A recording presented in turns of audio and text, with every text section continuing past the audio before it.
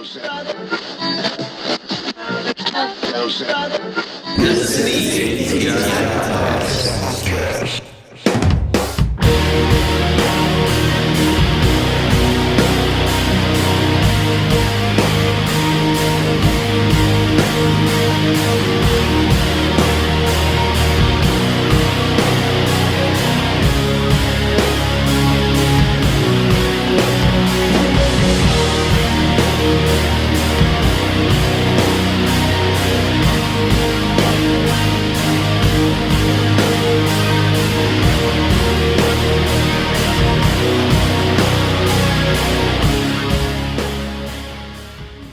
Hello, everybody, and welcome back to the ATI Podcast. We are in hot and heavy with episode 82. 82 deep, Josh. 82 deep. Well, I'm back. I'm back. Joshua back. Yeah, feels good to be back. It's been a crazy couple weeks, you know. The quadruple coming. I came 3 times. Quadruples 3 times. Oh, my bad.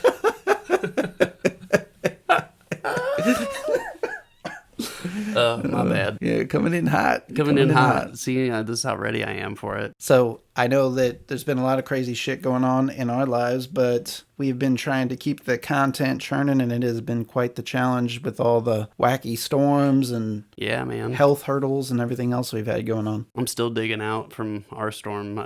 Where I live got smoked. Yeah. I mean, we were without power for a couple days, and yeah, it's been a nightmare.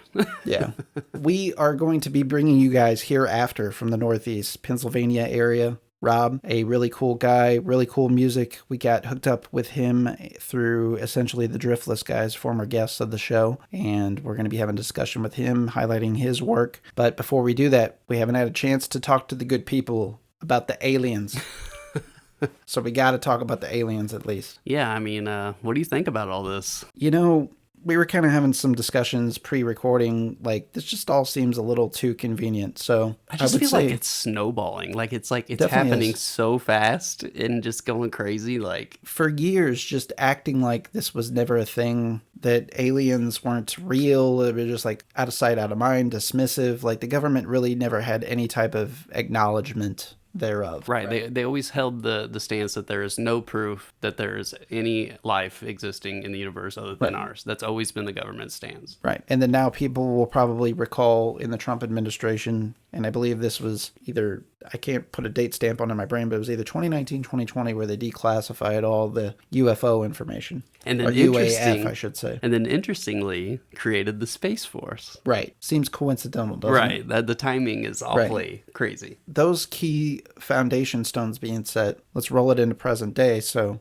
now we've had this congressional hearing here at the end of July, and a lot of big name people, former military personnel, majors and generals. Intelligence officers, high up, like really high up intelligence officer, whistleblower. They had a special congressional hearing to discuss this because there was such a crying from the constituents and wanting to hear, and then they also had the whistleblowing piece of this, as Josh mentioned. What was revealed in these conversations that was new information? I wouldn't say any of it was like, I mean, there's some new pieces for sure, but I would say that this was more validation of accusations made, testimonials given, things that we've heard sprinkled about over time. It was just such a concentrated dose of this information being rolled out. Right. What are some of the biggest takeaways from the congressional hearing, Josh? Not that we have to do this. We're just kind of doing this off the hip. So what are some of the biggest takeaways, would you say, that really landed with you from the UFO hearings? Basically, from what I've heard, the whistleblower basically is stating that the government is well aware of extraterrestrial life and extraterrestrial craft and their capabilities, and they have been for a long time. That they might possibly have even handled extraterrestrial crafts or extraterrestrial beings. I mean, this is stuff people have been saying since the 50s, and to have this intelligence officer come and say this, it's just pretty wild. But yeah, that's mostly what I took away from it, was that he was saying, hey, listen, I have these people coming to me, and these are credible people that have worked within our military and our government and have an outstanding record of holding their security clearance and everything, and they're coming to me and telling me this, and, you know, I mean, I'm just telling, he was basically repeating repeating testimony from high-ranking officials that were almost too scared to come forward themselves. Is what I kind of took away from it. The House Oversight Subcommittee on hearing about UFOs specifically, kind of the big, I would say, MVP of the discussion that a lot of people are coming out and talking about is David Gersh. David Gersh is a former U.S. intelligence officer specifically. He specifically advised the president on UAPs. So that should tell you everything that you need to know. Right. As far as what his security clearance was, what he knew, what he shared. Right. So this guy is legit, right? He served for 4 years. And in those 4 years specifically, he interviewed over 40 witnesses in that 4-year period. And the people that he interviewed were largely members of the military themselves. Right. So these are people that are under oath, that they got statements from, and has really, I guess, brought credibility to all of these accusations and things that people have assumed over time. Right. So yeah, David Gersh is kind of like the MVP, I would say, from the hearings. He made some like allusions and concerns that for fear of his safety and things like that. So like, there has to be a reason, right? Like, there has to be some real concerns of a guy that's been doing it for this long and knows. And they had members of the Navy. He interviewed people of the Air Force as well. Yeah, I think actually one of the witnesses or somebody that gave testimony was a pilot from the Nimitz craft that he was actually one of the fighter pilots, I think, that actually pursued one of these crafts, was deployed. I want to say it was in the Mediterranean or something like that. That footage came out. I think the New York Times released that. I don't know how many years ago that was, but that was part of that with Alejandro, another former Pentagon member who's now become a whistleblower. And, you see him all over documentaries and stuff now. But yeah. I think another big thing that came out in the hearings as well, too, I mean, there's some other specific, incidents that we'll talk about, but the misappropriation of funds. So this is a whole thing that happens in the government where they bury shit. Black money. Yeah, it's essentially. Yeah. It's like them paying $1 million for a hammer. Right. Where they give these private contractors, this money for these overpriced goods, but in what these private contractors are actually doing is either developing technology, whether it's surveillance or whatever the case is, to, find these things. And it was just outright admitted to the fact that that's what's going on. So, all your conspiracy nuts and across various fields, I feel like they kind of just all kind of came out of the woodwork, though, too. That's kind of the other bad side of this phenomenon. It's like, oh, we're getting validation now. Like, oh, you all said we were crazy. I mean, I think we were talking about this, too, off air, was the fact that I think UFOs, UAFs, or UAPs is something that people have always had at least like a sneaking suspicion was a possibility, right? Right. I think the older I've gotten personally, the more I'm like, yeah, it's probably realistic. Yeah, when you start to understand the vastness of the universe and everything else, it's like, how is it not? Right. It makes more sense for it to be a real thing than it to not be a real thing. Like, how could you be so egocentric to think that you are the only living beings in the entire universe? Right. I would venture to tell you that's very possible. We're not even the only living beings in our own galaxy specifically. I would highly speculation, doubt that. Even our solar system. Right. There's water on other planets in our solar system too. Yeah, but I mean, we're even getting into the conversations now, though, of alternate dimensions and different timelines and parallel universes and stuff like that. So it's getting really deep. It's getting into a conversation that we don't have a lot of understanding of. You know what I mean? We're not there yet. So even us not having the understanding, it's like, can we even comprehend? Because we don't even know all the information. And there was some another thing that the phenomenon too that was happening during the hearings was Gersh would either directly answer yes or no to some questions, or he would say, I can't answer that because it's privileged or secretive information, but I can answer that behind closed doors. Closed door session, right? Yeah, closed door session, or people have the appropriate security clearances or whatever the case is. Right. It was amazing. He was directly asked if there was UAPs recovered by the U.S. military or subcontractors thereof, and he said yes. Right, yeah. He was asked if the craft was man, and he said the crafts were found to be man by non-human biologicals. So that right there was just like kind of, you could hear a pin drop. Right, that's like the ultimate admittance. Yeah, it's something that we don't know what it is. It's not us. Right, absolutely. So those are like the big things that people took away. Those were the clips that were making their rounds on social media and so on and so on. This was like one of the few occasions too, which is rare to see nowadays, even more so, where things were not like politically motivated in the conversation. Right. Yeah, it was nice, actually. It was refreshing. Refreshing, sure. Right, yeah. So we had both Democrats and Republicans on the panel, as is usually the case. And people usually, Burleson specifically, he was kind of the MVP of which he's from Missouri. He was kind of the MVP of the hearing because he was asking most of the questions, and most of the other representatives were actually yielding their time back to him to ask more questions at the hearing too. So it basically became down to Burleson and Gersh mostly in this hearing, right, who were communicating things back and forth. Some of the other things, so back in 2003, I think it's the Vanguard Air Force Base out on the coast. It's either naval or Air Force, might be shared, in California, where in 2003 there was this phenomenon where a rectangular red glowing object came up out of the sea, of the ocean, went over the top of the Air Force Base. Several witnesses testified to this. Yeah. Doing some sort of what they assumed scan, and left in rapid fashion. Yeah. Only to come back for a second time in 24 hours. Come out of the ocean, too. Yes. Yeah. Now, this is the other big thing that, nobody had ever heard before. Right. I was even listening to some podcasts of, people that are just, have been big, well, I don't know what you call them. USOs. UFO conspiracy theorists. Yeah. Or I thought you were talking about submersibles. There is a whole, tangent other than UFO that's, all submersibles. Yeah. Yeah. I'm just trying to, figure out, what the appropriate terminology is for these people. UFO troopers. Yeah, I would say that's... Truthers or something like that. That's probably a good way to describe it. Truthers. But, yeah, right? Even they didn't hear about this. Right.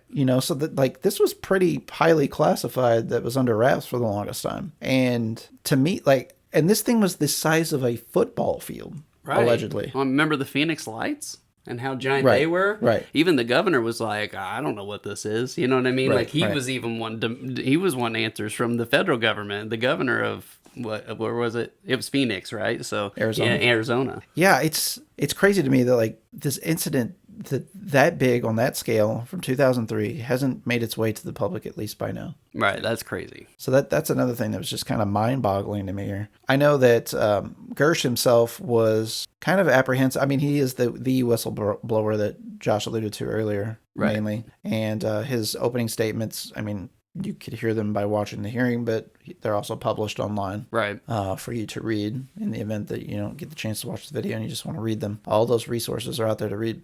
But he was personally afraid of himself and his wife's safety. That was paramount to him, coming forward, that they be protected. And I know that there's kind of a phenomenon too, we should address while we're on the topic as well, where people are already trying to discredit him. Oh yeah, I've already seen a lot of media outlets talking about he had his security clearance supposedly suspended due to a psychiatric hold or something like that, but then he ended up obtaining his security clearance back, so obviously there was nothing there, nothing substantial. But what I'm saying is you can see some of these media outlets already coming out and trying to be well, this guy's a little crazy, you know, and is he can we believe him? Is his claim substantial? Where did he work? And so that's interesting to me that you're already starting to see that play out. The government is absolutely in possession of UAPs. That's another big takeaway. So they do have UAPs in their possession right now. Right. And he's not the only one claiming that. There's a lot, like Dr. Stephen Greer. He's claimed that.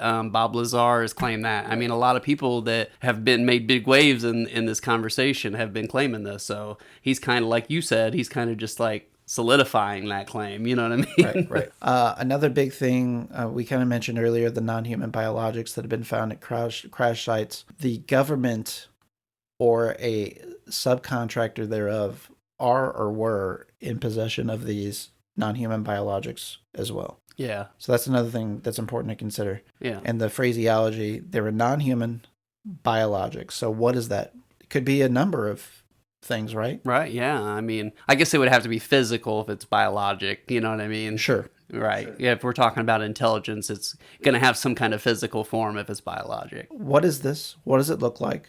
is our brains going to even be able to comprehend that this is a living Right. being Right. once we see it? Like, there's just so many unanswered questions that actually it leads for more questions, right? Right. So this is going to break out into further hearings, which you already knew that because they asked for information. Well, and if the government's in possession of these UAPs, how many of these UAPs that we're seeing are government-owned UAPs? You know Sure. what I'm saying? Like, that's one thing that I always want to know is, like, if we're in possession of them, we obviously are using them, or why wouldn't we be using them or reverse engineering them? So how much are we seeing is our own or extraterrestrial? Sure.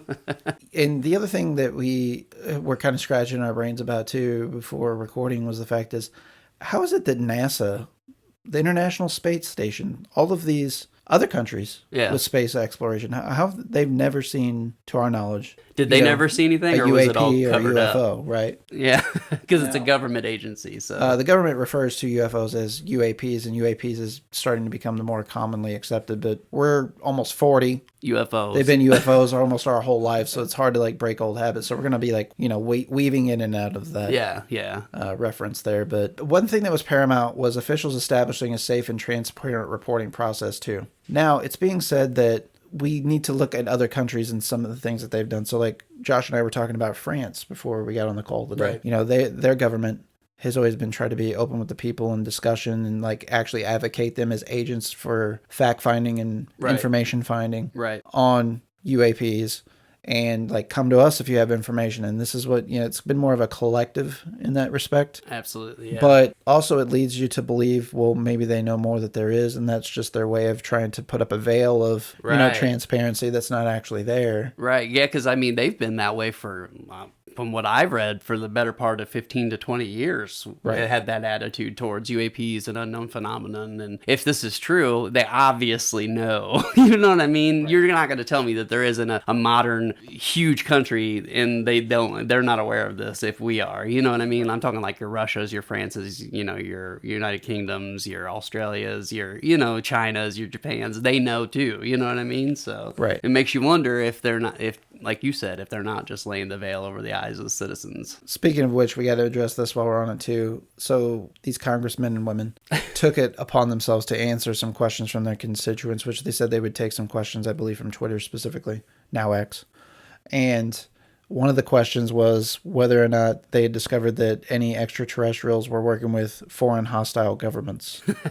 Which, come on, that's like way too specific of a question, number one, on a fact-finding mission to start with. Right. And I don't want to say it like got laughed out of the room, but like, everybody immediately was like, no, not to anybody's knowledge, right? Right, yeah. You're talking about organisms and beings. If they've traveled to us, and to our knowledge, we've never traveled to any of them. Right. So like that would have to infer that they are on some superior intelligence level than we are, even to start, right? Right. And I would think, not to change subject, because I know you're talking about the witnesses, but another thing is like, people are scared of aliens, and if they're so technologically advanced, they've had the opportunity to take care of us a long time ago, and I feel like if they were going to do anything to us hostile, they would have already done that. Sure. In my opinion. So the fear-mongering with it is not the appropriate attitude towards it.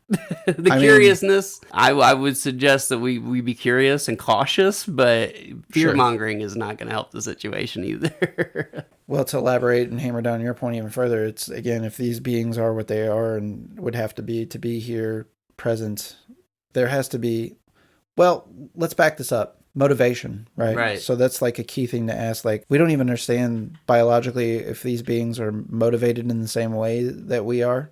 Like, humans are very fear-driven. Right. We make a lot of irrational decisions based on fear flight. alone. So maybe these creatures don't even have that ability. Right. Maybe they don't share emotion like we do. Animosity. Right. Or, feel the need to transgress any godlike behavior or, strike upon us or whatever. Right. It's a real possibility that they're like not even capable of it.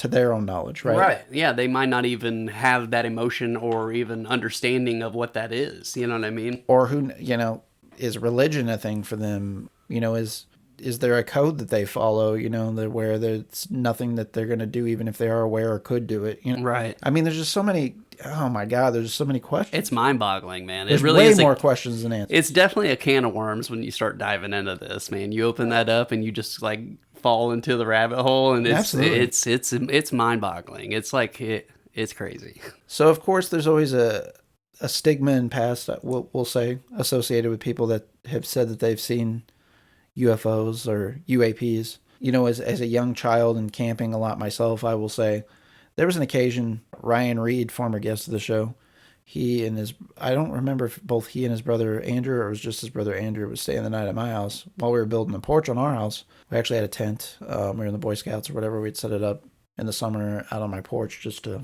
feel like we were doing something. Yeah, new. being boys. And looking up at the stars, I know there was an occasion in which we swore we saw, a UAP. It was a saucer-like object bigger than the stars.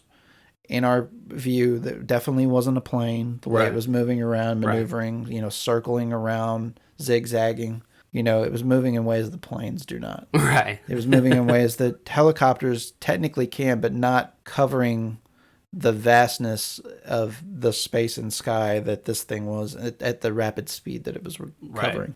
So I think I'm not saying like the only one that I know, but I know like there are other accounts very similar to that. I'd say that that's kind of like the most basic sightings that are out there. Yeah. And there's thousands upon thousands of reports, probably millions globally to that effect, to that nature, right? Even abductions. I mean, there's thousands of millions upon abductions too. I mean, it's crazy, The other thing we have to talk about too that came out of these hearings as well, I think Gersh was specifically asked if there were people that were killed or ordered to be killed over UAPs. Well, I think it said... I'm trying to remember what the wording was on that. They worded it like, has any U.S. member or citizen ever been harmed in the recovery of these vehicles or handling these biologicals? And it was kind of like a very vague way of asking that question. And I think he answered, I think some people have. He said he directed the proper authorities in those situations, but there was some spinoff of that same question, which I think was, has anybody been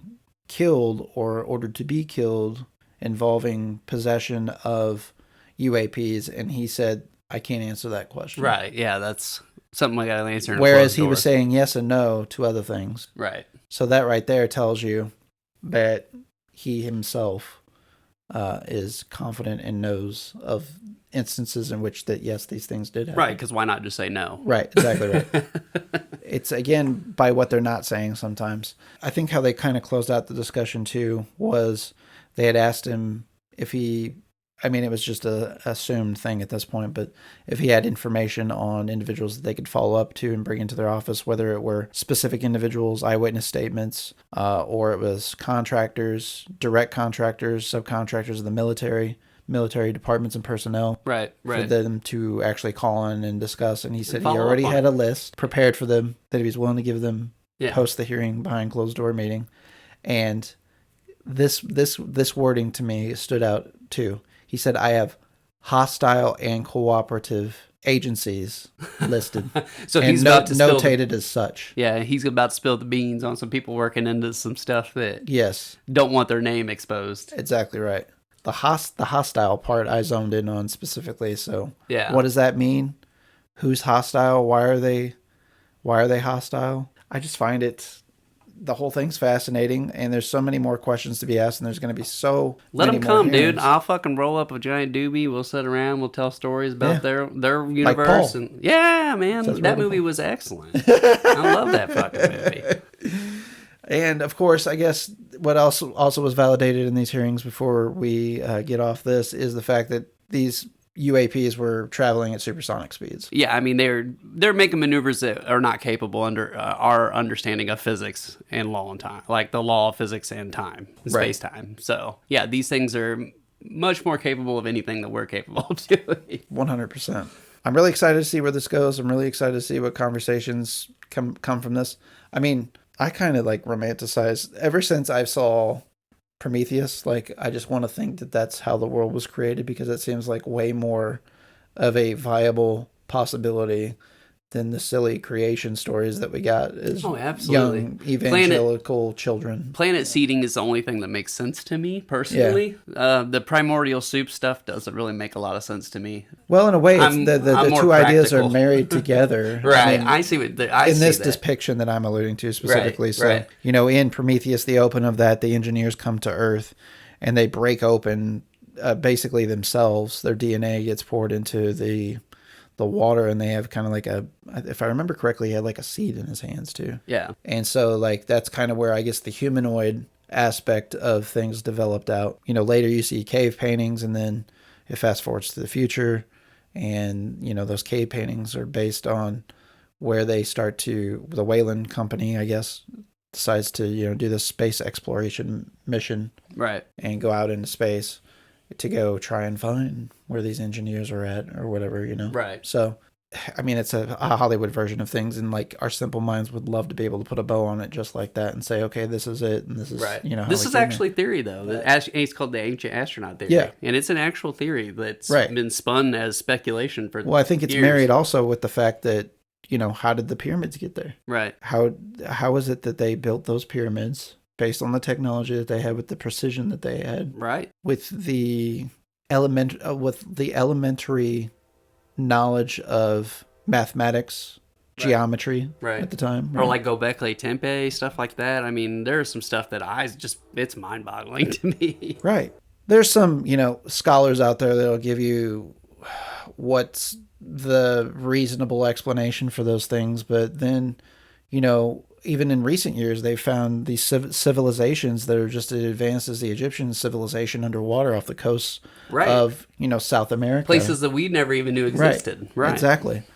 And, there's kind of like those lores of Atlantis and things over the years. Like Right. different cultures have had very similar tellings of that story, just like there's like a great flood story across Right. many civilizations. There's a Herculean type story, Right. or a Samson, kind of the same thing type Right. story across many theologies Right. and histories and cultures. Like, I think that there's some connective tissue here, though, that runs through these things. Yeah. And it seems awfully odd and coincidental. How is it possible, as far as life being on it, that is, how is it, for as long as it's taken us to be where we are at as a human race right now at this point in time, how is there not something more advanced somewhere else in an infinite universe?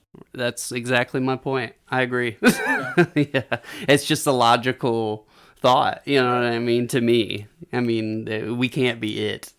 And also, the other huge thing that I mean, this movie I constantly think about. I think about it once a week. Is Interstellar. It's beautifully And done. Yeah, like, because if I mean, if that is what extraterrestrial life is out there, I more than welcome it too. Like, that is such a beautiful movie. It's one of the most beautiful movies I've ever seen. Tom DeLonge is he's been asked a lot about it because he's actually been not about Alien Interstellar. Yeah, but he's been a truther for a long time. But yeah, he's saying that a lot of these stuff that we're encountering are not even physical beings of our timeline. These may be interdimensional beings, people, stuff that we can't even comprehend, that our brains don't even have the capacity to understand. Kind of nail down the point you were making earlier. Right. So yeah, man, there could be something beautiful like Interstellar. You know what I mean? Some great consciousness or something. Yeah, I mean, getting back into some of these theories and things too. Like, I would feel like an idiot if I don't bring this up. Like, there's been an online swelling in community in some of these like niche groups and conspiracy theories that how we even got the like capabilities and like the quick advancements of our internet infrastructures, fiber optics, Cat5 wiring, just things like that, actually propelled from discoveries from the Roswell site. Right, yeah. Specifically. They're saying Velcro came from Roswell, like, supposedly. Yeah. So, like, I would actually be pretty curious to find out, like, if that's true. Right. You never know. We're still young enough, we might find There's shit some, out, like, Barrett. Yeah. I mean, there's, like, some weird, like, accelerated learning that we've done, like, jumps, even just in the last 40 years. Oh, yeah. as a country, whenever you think about like what little progress was made for hundreds of years, thousands of years prior to that even. Right. I think the biggest technological amazement to me is storage, how we are able to store data. We went from being able to Yeah. store like Virtually. 2 gigabytes on a giant floppy disk to being able to store terabytes of information on microscopic drives now. Like they're coming that far, you know, they're working with like crystals and diamonds and stuff, learning how to like store data inside of rocks and shit. Like Right. it's wild, man. Yeah, it's just my little pea brain can't wrap my mind around things just like that as it is. But Right. now when we start talking interdimensional beings, and, Right, yeah, different timelines and well, different communication too. It's Right. like, I mean, a movie like Arrival too. That's another movie that like greatly depicts like how we could be in a situation we cannot even communicate with these beings Right, yeah. whatsoever. Right. Like there's just a vast amount of possibilities. I'm interested. We could end up with some hostile motherfuckers like Annihilation. Yeah, you So, never know. you know. And be up shit creek without a paddle. Yeah. Or, you know, a fucking sky stingray from fucking Nope. I guess the big speculation is that these things are showing up more and more because we have created world-destroying weapons. Well, you know, I'd like to say that there's somebody out there that's would put us in check, and it'd be nice if there'd be some way of creating world peace. But I would also say, like, if that was the driver there, Right. why not, you know, I mean, we literally yesterday was the anniversary of us dropping the atomic bomb, Right. you know, August 9th. Well, and we're developing nuclear weapons again. Did you see that? We've been Well, developing supposedly nuclear weapons. we're Come on, publicly dude. developing nuclear weapons Come again on, at dude. Los Alamos, and it's funny because I was on Indeed last night looking at job postings, and there's like 4 or 5 different ones on there on Los Alamos. It's like hybrid remote jobs and stuff, but like the requirements for it is ridiculous. Like, Oh, yeah. you know what I mean? But it's just that's hilarious that we're publicly doing that now again down there. So The other coin perspective we haven't considered, and we'll wrap it up on this point, even though there's so much more that we could talk about, is what about other countries? What about other governments? Like, what have they found? yeah, What and information what are are they their setting interests? up? What are they going to do? How are they going to act? How are they? Right. You know what I mean? We don't know. We can only control what we do. This is something I was thinking about on my drive home. It's like, what if fucking Saudi Arabia ends up with like a fucking fifth dimensional death ray, you know, Right, or something yeah. like that? You know, it's like that's a game changer. That changes the whole perspective of foreign affairs, right? Absolutely. So, I mean, I think that there's probably some bad actors like there, like a Kim Jong and the family, Yeah. that would just love to have their hands on something like that. Yeah, that could be detrimental to our existence. Absolutely. Absolutely. So that is the dark side of things to consider. But again, back to Josh's original point, which I find some beauty in that and should be somewhat reassuring and calming, is if these, I don't think obviously it's not a matter of if, there is biological non-human creatures out there. If they wanted to do something bad, they could have already done it. Right. And they have to be more advanced than we are on some level, and they have to have been around at the bare minimum the same amount of time of us, If not longer. If not longer, Right. more than likely longer. If they've been around shorter than us, then they clearly are a more advanced being, Right. because their technologies, their ability to make it to us and us not to make it to them, again, as far as we know. Right. How's that possible? Yeah. We'll leave you all with that thought. There's definitely more questions than answers at this point, as we've said many a times, but Share your thoughts. Let us know, guys. absolutely. I would love to just have an infinite endless discussion on this. 'Cause Maybe in next episode, if we get some people to share their thoughts, we'll maybe touch base on read it a them little out. bit again. Absolutely. So we are going to be welcoming Rob from Hereafter. Hereafter is an instrumental post-rock solo endeavor by Rob. Rob's a multi-instrumentalist. Hereafter creates huge soundscapes mixed with intense energy and emotion, beautiful decays of reverb, dark, heavier sounds, and even the occasional breakdown. Although heavily influenced by bands like Deftones, Movie Mountains, Hubris, Armor for Sleep, and many more, Rob has created his own distinct, memorable sound that has evolved with each release that he's put out. We're going to be going through some of those releases with Rob, some of our favorite moments in his music in our discussion today. And we're also going to talk about a new project that he just put out with members of Driftless, and that is going to be the New Leaves EP. So Yeah, we're going to it get a is little discussion with that. very beautiful. If you guys like, if you like easy listening, like, you know, good smoking music, this is for you. Absolutely. This is good stuff. Yeah, to Evan and Tony from Driftless. So Driftless is just Evan, Tony, and Grant. So Evan and Tony, guys who take on the bass playing and guitar playing duties and singing in Driftless, are now doing this project with Rob. Rob's laying down the drums on this project. I think he contributed some guitars as well. We'll get into that with him, and he'll share that information with us. But Rob can kind of do it all, guys. And I definitely encourage folks to check him out on social media. And we're going to have those details in the hookup. But stick around after the break for our discussion with Rob from Hereafter.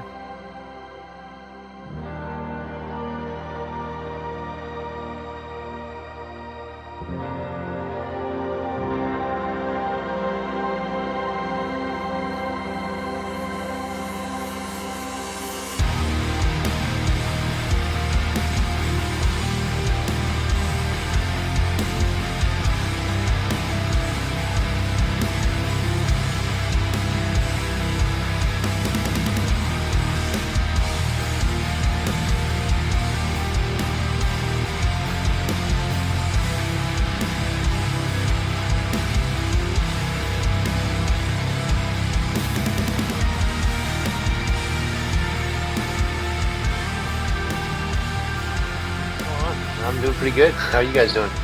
We're doing great, sir. Thank you so much for doing the show. We really appreciate it. Yeah, absolutely. Thanks for having me. So, Rob, kind of how we, I suppose, kind of became aware of your skills and your talents is through mutual friends through Driftless, who we had on the show previously. I know whenever we announced them on the show, we had kind of started up a correspondence, and you offered to be a guest on our show if we ever needed one, and we checked your music out right away and enjoyed it. Absolutely. Instantly, Awesome. you know, we're big fans of the post-rock music, Yeah. and it's an influence on some of our musical decisions in the past and bands that we've been involved with. So always a big fan of post-rock music. Some of my favorite artists you would probably consider in that wheelhouse or adjacent bands like Sigur Rós specifically is one of my all-time favorite bands. Oh, yeah, they're great. So, you know, what you're doing and what we heard right away, we were very attracted to. Awesome. I appreciate you checking it out. Yeah, absolutely. So, Rob, I know you're up there kind of in the northeast part of the country in Pennsylvania. That's correct? Yep, correct. Just about an hour north of Philly. And how long has the Hereafter project been going? Has it been about 3-4 years or a little bit longer than that? Roughly about that. I started in 2019. It was more of a project to kind of figure out if I could do it. And because I wasn't much, I'm a drummer by trade, so drumming is like my main thing. And I've always kind of dabbled at guitar, but not really seriously. And then around the time, like we bought our house and I put all this stuff down here, I was like, all right, let me see if I could do this. And that's kind of what the first EP and the first album were like a test for me. And then like I started having a lot of fun with it. So I was like, let me just keep going. Absolutely. Yeah, so I'm a drummer primarily by trade as well, and I can play other instruments too. And one thing I wanted to mention too, it's funny that you said that. I didn't know that for sure, but I had my suspicions based on some of your drumming and some of your drumming choices. So you know, you had a really good flow to some of the beats on some of the albums and stuff. And I'm like, this guy I think knows how to play the drums. Like he's primarily you can hear it in the music. Yeah, for sure. And some of the double bass choices, even rhythmically, kind of how you chop some stuff up. I'm like, this guy's got to be a drummer. I mean, there's no question. I appreciate that. That. Yeah, absolutely. So, were you in bands before you started doing the Hereafter project, or kind of talk us through your musical journey? Sure. Well, I grew up in a musical household. My dad's a really, really, really good guitar player. He's a blues / classical rock guitar player. So I grew up kind of in that realm. So, but Great I never really influence. picked up guitars much. Yeah, he was always a great influence. But I never really picked up guitar much until like later on. But there was always drums in the house. So one summer. Well, let me backtrack a little further. So I played the saxophone in like elementary school and a little bit of middle school. And then I saw a buddy of mine playing drums in the jazz band, and like I just watched him, and I watched him for like a few weeks, and like one day I just sat behind the drums and I was playing what he was playing, and he was like, "When did you learn how to play?" And I said, "I didn't. I just sat there and watched you." And so there was drums in our basement, and I remember I had the summer off from school, and my dad was at work all day. So I would sit down there and just play drums all the time. And they weren't his drums or my drums. They were his drummer's drums. So like nobody really knew what I was doing. That's But, hilarious. but I mean, it worked out because I had a whole summer where I had nobody to bother me with it and just kind of taught myself, whatever I wanted to play, just played along with my favorite songs at the time and Yeah. just kind of went with it. After that, eventually my parents, they did find out that I was doing that and they realized, oh, well, you want to be a drummer. So let's go that route. Got my own first drum set and I started playing in like pop punk bands and did that for a few years. Played in a like a metalcore / like hardcore band around the time I finished college, and then that kind of led to a jam band and another post rock band. And I currently play in the same jam band called Attack the Palette, and another post rock band called In Waves. So those are the two things that I do on the side from Hereafter. Okay. Very cool. Man, I almost started busting out laughing immediately when you said, well, I started playing saxophone in middle school and elementary school, because that's literally what I did as well. Yeah, that's your story with the drums. Yeah. Yeah. So yeah, I guess it just works out that way, right? Yeah, I know. It's kind of funny. And I actually started on alto saxophone, and then I switched to bari like 8th grade or something like that, because there was just like a huge vacuum and like a whole backlog of alto players, and I was kind of between first and second chair constantly. And the band teacher came up to me, he's like, what do you feel about playing bari sax? And I was like, I don't know, I've never done it. And he was like, oh, it's all the same figurines, you'll figure it out, it's it's not a big deal. I'm like, all right. So I did it, and I made honors in that. And then whenever it came around time for like pep band and jazz band, the drummer that was a senior and I was a freshman wasn't showing up, and the band instructor to the gigs, like he would come to the practices in like the hour that we had at school, but he would not show up to the actual gigs and concerts that we had to do. And like it left us in a very desperate position, and so the band teacher would be like, will you go play the drums? And I'm like, okay, because he knew I played the drums also. So then I just got stuck playing the drums, right? I know it was very much trial by fire, but as long as you know the time signature and you know when to stop and when to start, you can kind of not mess it up for the most part. Yeah. What was really funny about when I was learning drums, like early on, and I switched from sax to drums, the band director at the time didn't realize that, and I showed up and wasn't playing sax and just went with the drummers. He's like, oh no, we got another drummer now. Yeah. And I joined the drum corps, and I had never taken lessons before. So like I was playing things pretty well, to what I thought at least.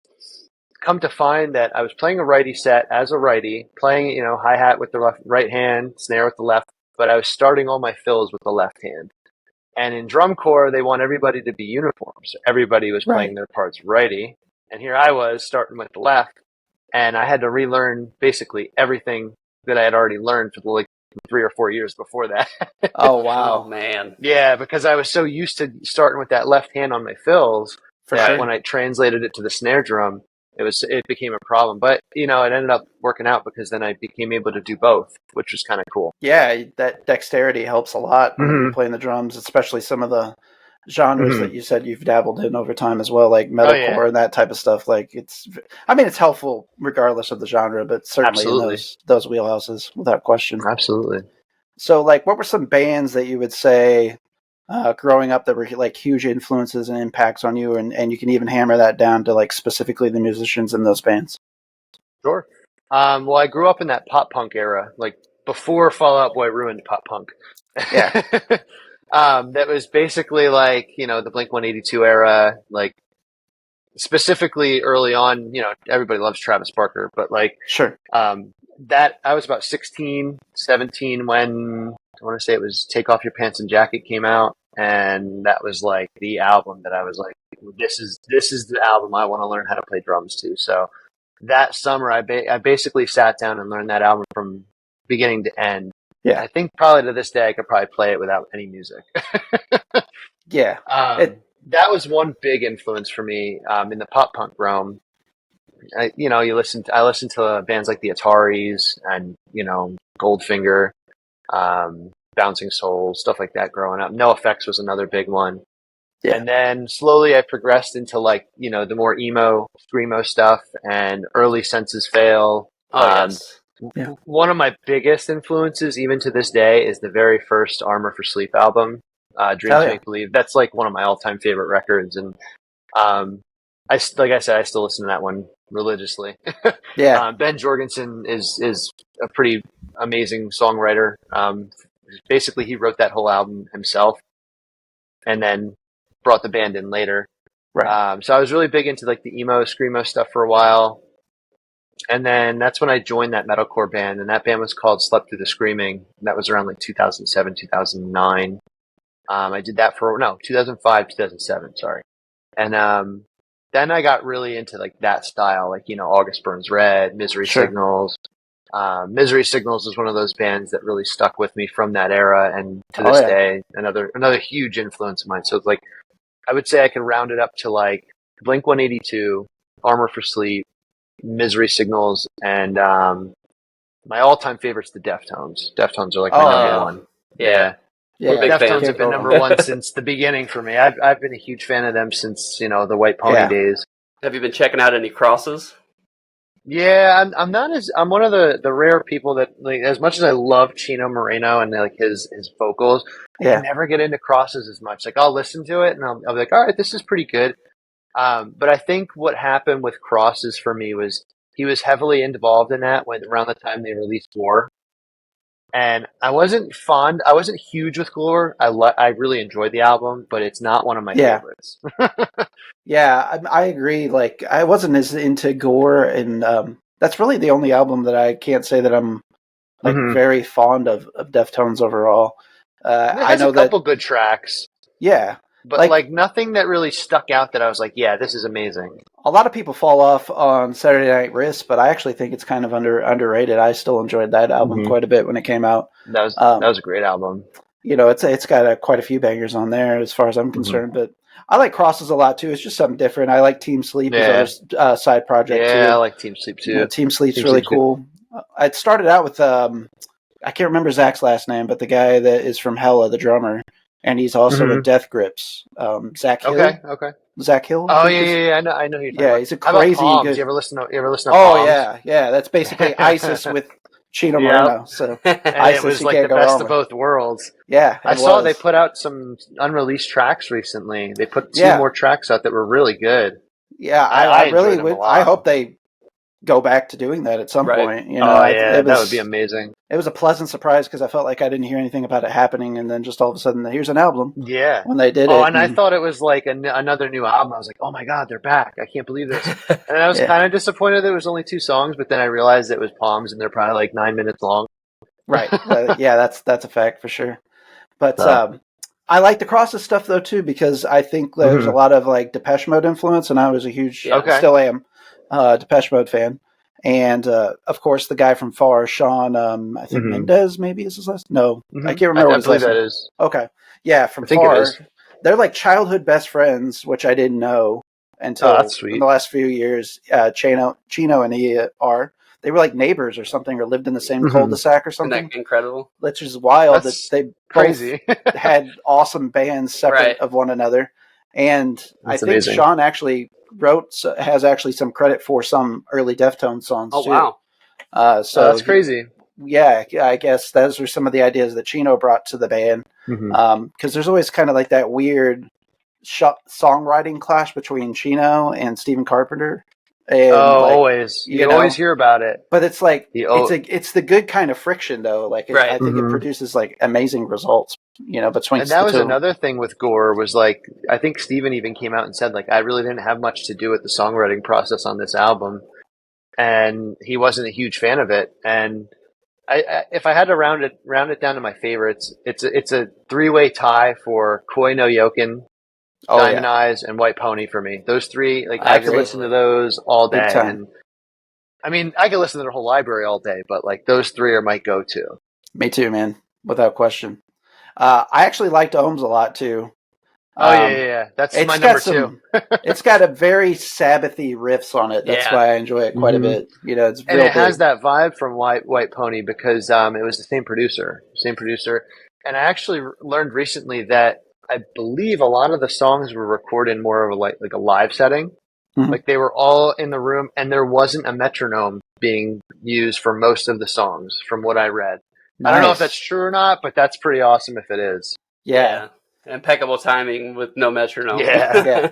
Yeah. Yeah. I love when that stuff happens because, like, bands that I was in the past, we tried to either do live recordings or we didn't record the metronomes. Like I would just record my drum tracks with like a scratch guitar track, and we just like wouldn't record the guitar track, and then we would just record my drums that way. And then we just had such a chemistry because the guys that I always played with, like we've been playing together since we were teenagers, so we didn't even necessarily have to be in the same room. For me.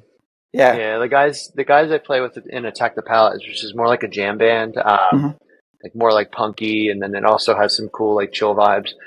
We've been recording a lot more recently, and we want to try, since I have the space for it and like the capabilities, we want to try doing like a live setting recording where like I mic up their amps and keep my drums mic and just hit record and whatever comes out of it. Right. So that's something we want to try. I've always been a big fan of that approach. We were huge fans of the Chariot EPs, everything alive and stuff when those came out. Josh Goggin is a hero of mine, so. And I mean, it's hard to like. There's an energy that you capture when things are going right, and you have a recording like that that I think that everybody can feel when they're listening to it. Absolutely. The band that turned me on to that was Moving Mountains. Yeah. If you remember when they released their self-titled album, they released about, I want to say like 90% of the songs before the album came out as like live black and white videos where they recorded them in the studio. That's awesome. And I thought that was the coolest thing ever, the way they did it. And I was like, I want to try that. I remember when they did that, and I was showing a lot of my friends that band, and like everybody was just completely floored by them. And I've honestly, I like shamefully say I've kind of fallen off of following them. I don't even know if they're doing anything present day. No, they haven't been. That album was their last album, and I remember I was like, at the time they were like one of my favorite bands. Yeah, and I was so heartbroken by it because I was like, oh man, I had seen them so many times because they were from the East Coast. Like Greg, I think the singer still lives I think he lives in Philly and runs like a pizza shop of some sort. I don't know exactly where. But their bassist, I think most of them are still out here, but they don't play. They don't play Moving Mountains anymore. I don't know. Yeah. I'm not sure what their activity level is otherwise. I always kind of saw them as kind of like an offshoot of like what Thrice has become in a way. Musically, anyways. But I think like kind of a more present day, still in operation band that kind of reminds me of them a little bit as Japan Droids. It's just like a two-piece. And they have a little bit more of a straight ahead party vibe about them, but there's some connective tissue there, I feel like, or DNA musically, somewhat. Earlier From Indian Lakes had that vibe too. Like the first few albums from them, from them at the time, then it turned into one person. But from I don't know if you've ever listened to them, but From Indian Lakes, if you listen to Absent Sounds, that album is fantastic. It's like it's got all the elements of like the post rock side that Moving Mountains did, but like has some great vocal melodies. It's really cool, really good stuff. It sounds familiar, but it's not ringing a bell for me at the moment. I'll have to check them out. Definitely a band to check out.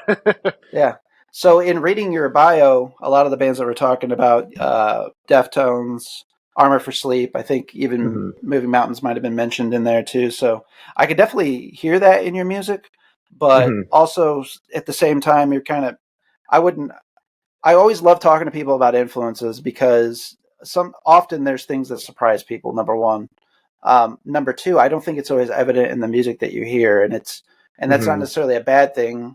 In your case, I can see some of the musical DNA in there. Oh, absolutely. But at the same time, I don't think you sound like any of those bands. And yes, you are a post-rock artist. But I think what you're deriving from them is storytelling musically, and secondarily the fullness of your recordings. And I want to tip my cap to you because I know you like do all your engineering and producing and recording yourself too, right, Rob? Yep, it's all done here. So how did you come into doing that piece of things as well? It all actually started with the band In Waves, the post-rock band that I'm with, and earlier on, so we were a band I want to say from like 2011 to like 2013. And then we had written so many songs and just recorded, but we never did anything with it. And it wasn't here because I didn't even have a studio yet. I had no idea I was like even into that yet. It was just, I was a drummer of a band and we were trying to make some music. And, that was actually what kind of led to like Hereafter. The frustration of having all those songs sit for years and years and years, was like, okay, well, I love this style of music. I want to play it and I'm going to do it myself. But basically we would hang out in what is the bassist of Attack the Palette. He's also the bassist of In Waves.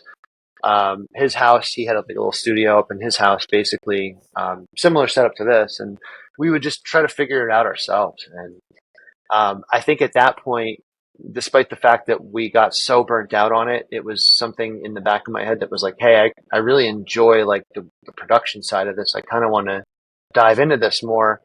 But then In Waves stopped playing and like we didn't have a house yet and I didn't have like a studio or anything like that. It was just more of, it kind of got pushed to the wayside. And then as soon as we bought a house, I was like, all right, I need to do this because now I have the spot to do it and the energy to do it. Yeah. So I want to do it. So that was kind of like how I got into it. And then I started just, like any topic these days, you YouTube it and there's just a plethora of information out there, overwhelming amounts at times. So like I started learning it a little bit, like learning what plugins I liked and like, how to EQ something, how to compress it the right way. And then, I actually sat on like a kind of like this actually, Adam Sichaki from the band Gatherers. Mm-hmm. He's the drummer for Gatherers and he is a producer out in New Jersey and he offers like one-on-one sessions for people who want to learn how to do it themselves. So basically did a video chat with him for an hour and just learned how to mix drums. That was like the big thing. I was like, I want the drums to sound good because the plugins you get for guitars these days, like they already sound great out of the box. So like drums, since I'm doing live drums and not programming them, I want to learn how to make them sound good.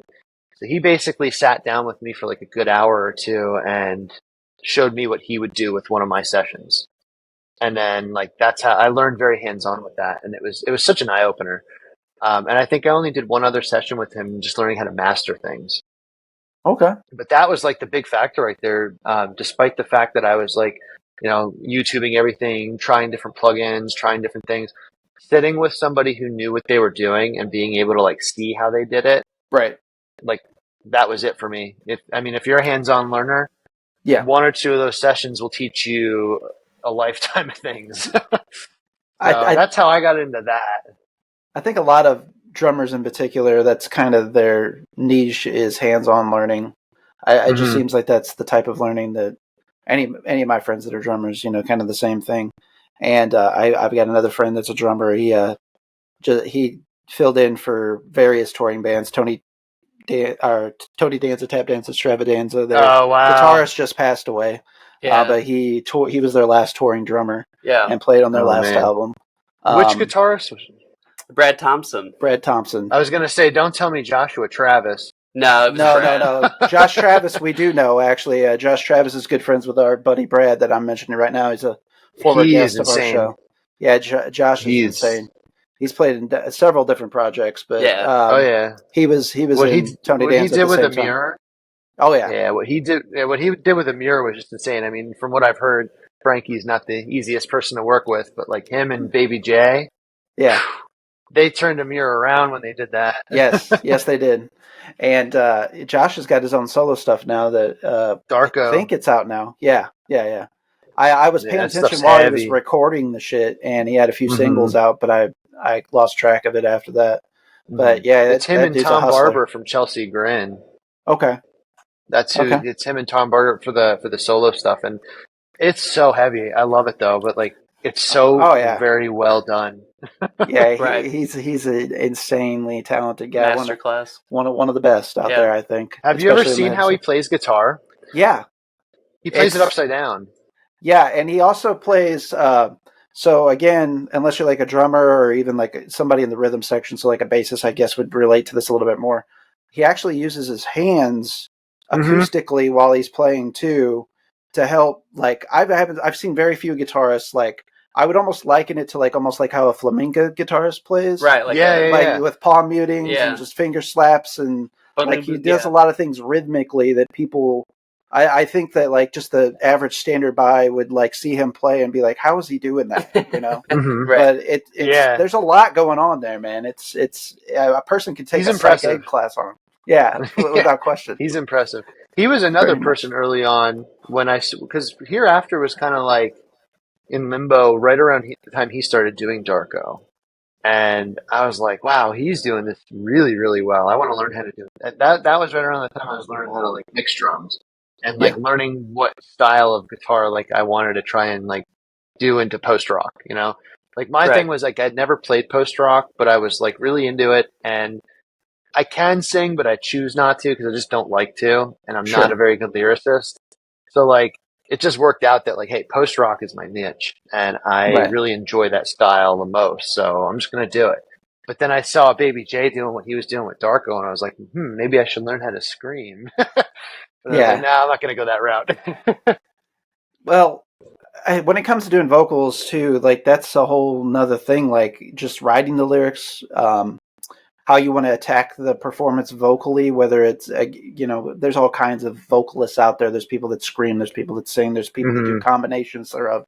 Like they're just entirely different approaches. Like you could almost take your entire time just working on that, an equal amount of time as what you're doing, going through with all the musical performances, tracking all the, guitar, bass, drums. Oh yeah. But then we all have to consider, our viewers now and our listeners now, the fact that you are also the engineer behind it. You're doing all the mixing and mastering yourself, right, Rob?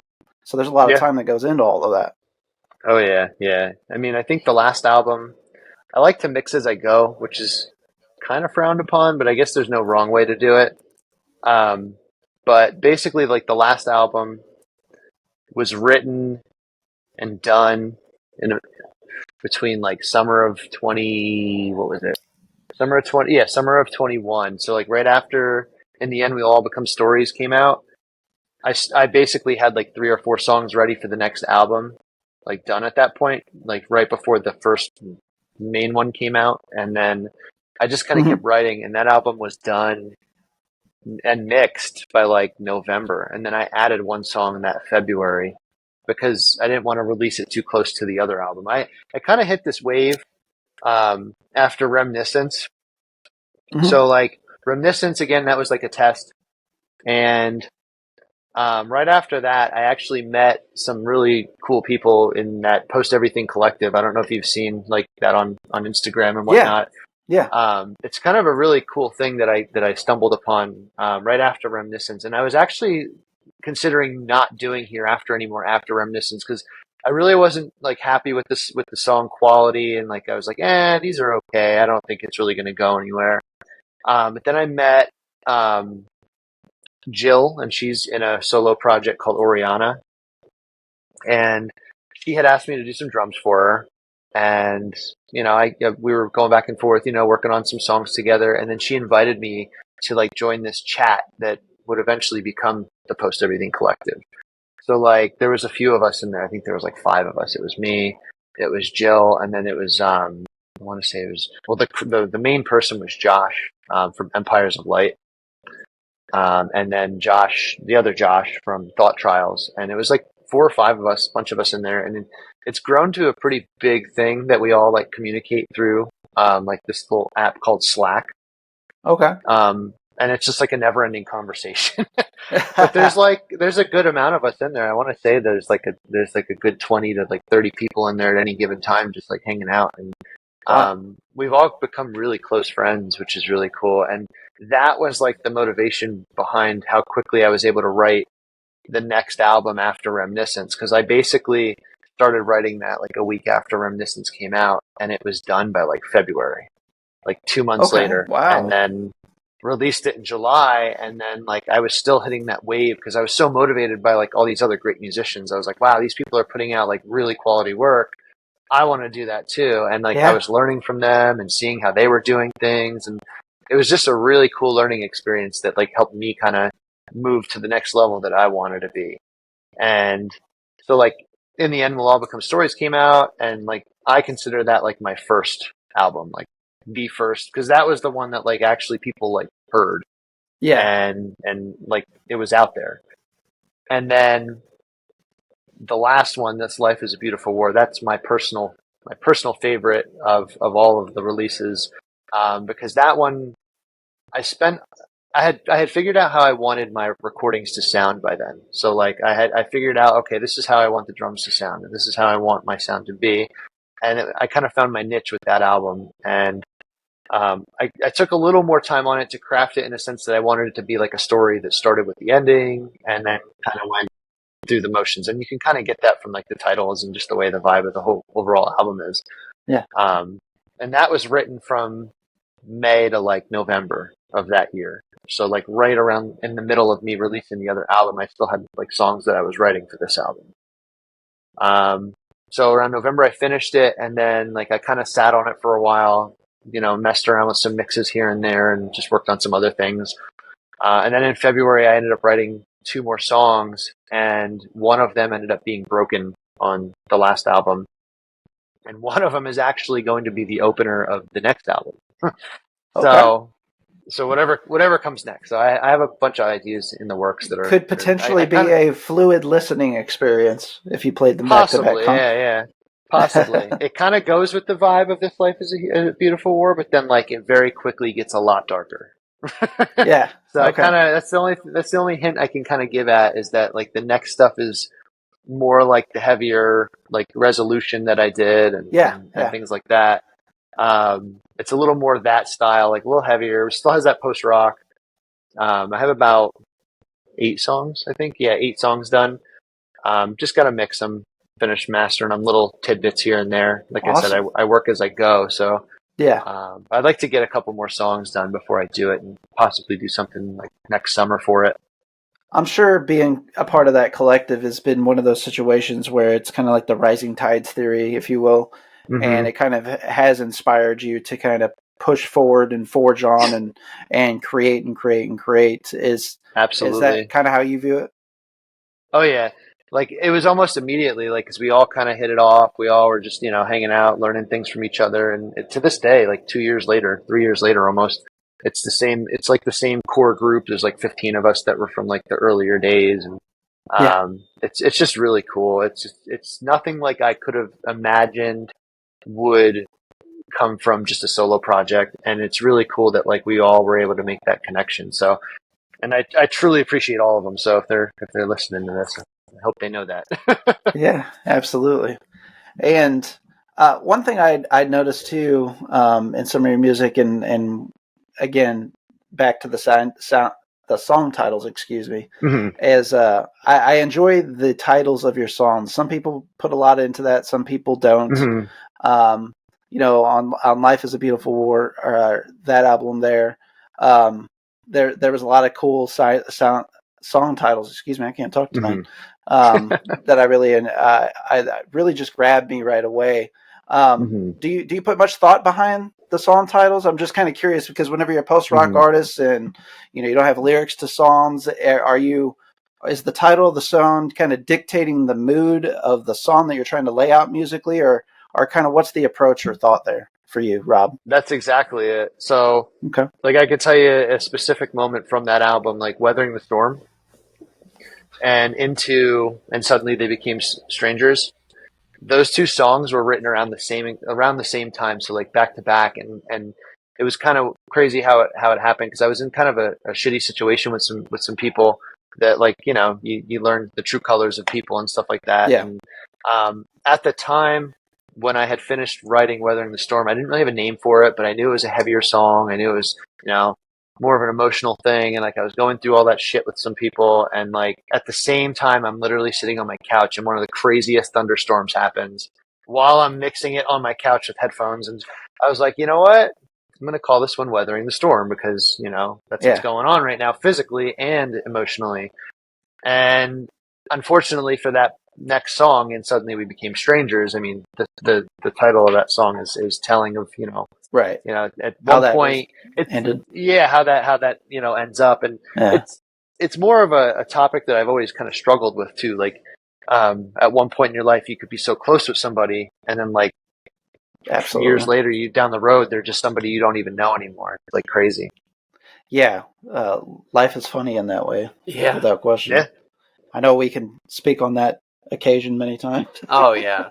I think Now- everybody can too. Yeah. Yeah, for sure. Now, one thing, do you get hung up on yourself a lot when it comes to because being, doing more solo stuff, you're your own worst enemy. You know what I mean? When it comes to Oh, yeah. trying to figure out what you want to call something or how you want something to sound, you have no other influence. It's only you. Do you ever get hung up on yourself when it I comes think to the writing worst and part- mixing? Yeah, I think the worst part is when you don't know if a song's done.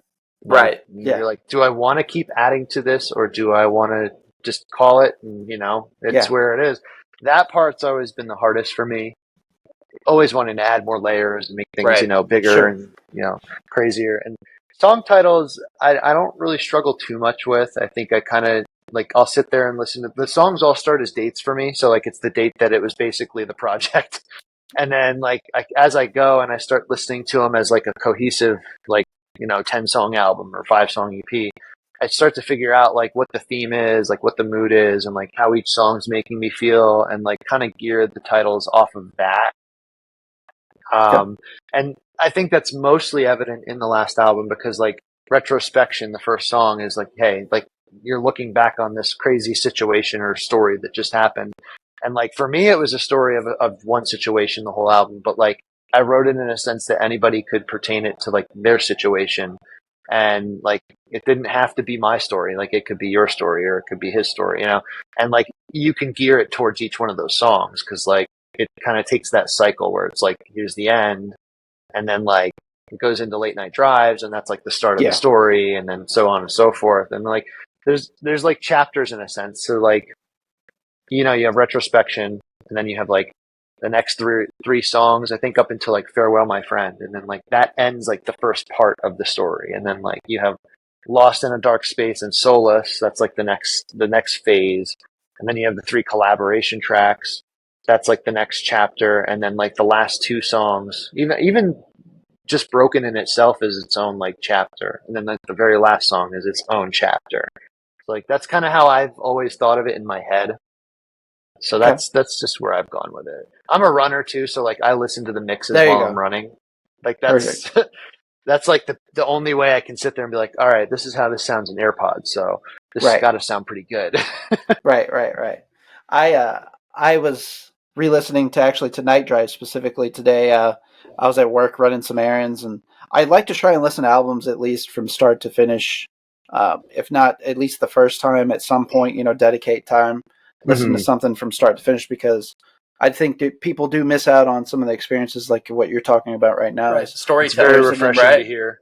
There's There's a not need enough for people that do storytelling. that anymore. No, well, the there attention isn't. span's not there. You know what I mean? Oh, yeah. People just want to hear what they think is good, and they don't. And want to I hear know the my rest. opinions drastically change of artists, of an album, of a piece of work too. If if I'm actively listening and actively paying attention, or if I'm passively, or whatever the case is, I can passively listen to something and still catch most of it. Right. But unless there's something that jumps out to me, it can get lost in the shuffle.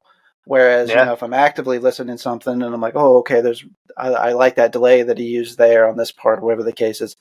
Speaking of which, I'm a huge fan of shimmery style delays. Absolutely. Me too. Yeah. You use it perfectly. Yeah. So that always that's a good hook for me. Yeah. On any music, regardless of the genre. But back to what I was mentioning earlier when I was out driving today, I landed back on the Night Drive, and the title itself, there's a very fond memory that I always have of my wife and I when we took our kids down to vacation in Florida on one occasion. And we stayed out too late out on the beach, and we were driving back at night, and we were listening to, I just had, I guess, a playlist on random or whatever. I don't even remember putting this song on there, but a song had come on, and it really stuck with us. And I always look for those types of moments in life, where a song speaks to me in the moment. Right. So today, we had unseasonably cool weather in the daytime. It was 81 degrees because we had all this rain the last couple of days, and the sun came out. It started out real cloudy. sun came out, was all beautiful, and I like to take this little scenic frontage road to go to and from my work errands, so I don't have to like be on the highway and see all the nasty litter and everything, you know. Right. So I actually feel like I'm in nature. Right. So I had night drives on, and I'm driving through like these tunnel of trees down the frontage road, and I had the windows down, and I was like, man, this is just like hitting me emotionally right It's now. the soundtrack to my life right now. Like, it was kind of like a similar phenomenon. And I just like live for those moments. Absolutely. So Yeah. I was happy I'm the same way. to have had that moment with, you know, somebody that we're actually having on the podcast. That's today awesome. as well. So That's so cool. I love hearing that kind of stuff too. Like when people connect with it, like that's my favorite part. Like I always tell people, they're like, "Oh, well, what do you care about? Like what other people think?" I'm like, "Well, not necessarily about like what I think about that. I just like when I find that people connect with it, you know, and like how they've connected with it maybe in a different way than I have. That's what I love. Like that's my favorite part about it all. Right. And, you know, people see things through their lens naturally, so they're going to interpret things Exactly. regardless of whether or not they know the intent or the story behind something, you know, through their life experiences, you know. Now, I know that most of what you've done has been essentially all by yourself, you doing everything, but I know that this last EP that you put out here in the last few months was more of a collective. Talk to us about how that came together, the New Leaves EP. Oh yeah, that was really cool. So back in, I want to say it was like late October, Evan from Driftless, like, so I've been a Driftless fan since like COVID, like right around 2020. I got served one of their ads on Facebook and I immediately fell in love with The Greatest Need. That album is seriously one of the most amazing albums ever.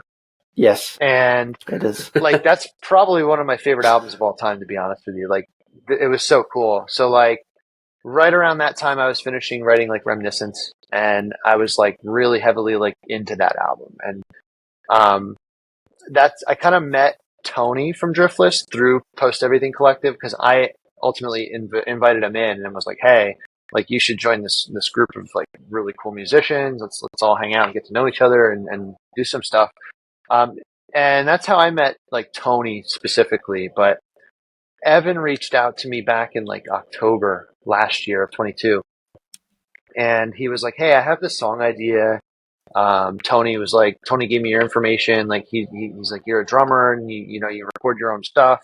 He's like, I have this idea, which ended up being the first track on the song, New Leaves, or on the EP, New Leaves. So, it was basically that first like minute of the song before it gets heavy was the riff that he sent me. And I was like, oh, this is really cool. Like I could do something with this. So I put the drums down to it like for the first half, and then I kind of continued it into the heavier part and like added some guitars and stuff like that. And like, so we had the first part and then the first heavy part, and that's like where we were. And then Evan was like, hey, I bounced this off of Tony and he's like totally into this. Do you mind if he's in it? I'm like, hell yeah. Like, that's so cool. Like I get to work with the two guys that like their music I'm like a huge fan of. So like, that was awesome for me. And then we finished the song New Leaves pretty quickly. It was like November that was done. And Evan came back with like another idea. Like we were always trying to continue the same song. Like it ultimately turned into 4 different songs. So like, it was like he had another riff, and then we're like, but this could be really cool if we did it into another song. And that turned into Blooming. And then like, it actually went in the order that they ended up being on the EP. And Marquescence was done before Floruit, or however you say that. How do you say it? I'm not sure how you say it. But that was like the last one we finished right before we put it up and released it. But Marquescence was actually 2 different versions of the song. Like it was a much shorter song. And I remember Tony had sent me that one. And so like the first half of that song was the song, and then the second half of that song was the other version. And I was like, well, what if we build it up into that and make it into one awesome, like cohesive song? And like, so I kind of did some messing with it on my end for a while, and then I sent it back to them. They're like, yo, this is awesome. Let's keep going with it. And we hit a wall. Like it was a little bit of a wall where like life got kind of busy. So like we had these 4 songs. There was a 5th song idea that didn't quite fit, with it, that will be done at a later date. The song itself is done. it just didn't fit with this EP. And then Tony and I kind of just went on our own. Not that Evan wasn't a part of it. He didn't. We just, Tony and I just ended up finishing it. So that song's actually going to end up being on my next record. He does Overly. That's his solo project. Gotcha. So it's going to be like a Overly Hereafter collab song on the next album, but it's a much heavier song than what New Leaves was. So like we were like, all right, this isn't going to fit. Let's stick with the 4 songs. This is really good. And it was just a really, really fun experience, and it was really cool to work with them. And it was nice because like in a sense that like I'm writing albums on my own, it was a nice breather for me in a sense that I could just focus on like 1 or 2 things instead of everything. Right. And it was a lot of fun. So I would definitely do it again with them or with anyone else kind of thing. If time allows for it and everything kind of works out. I love collaborating with other people. It's so much fun.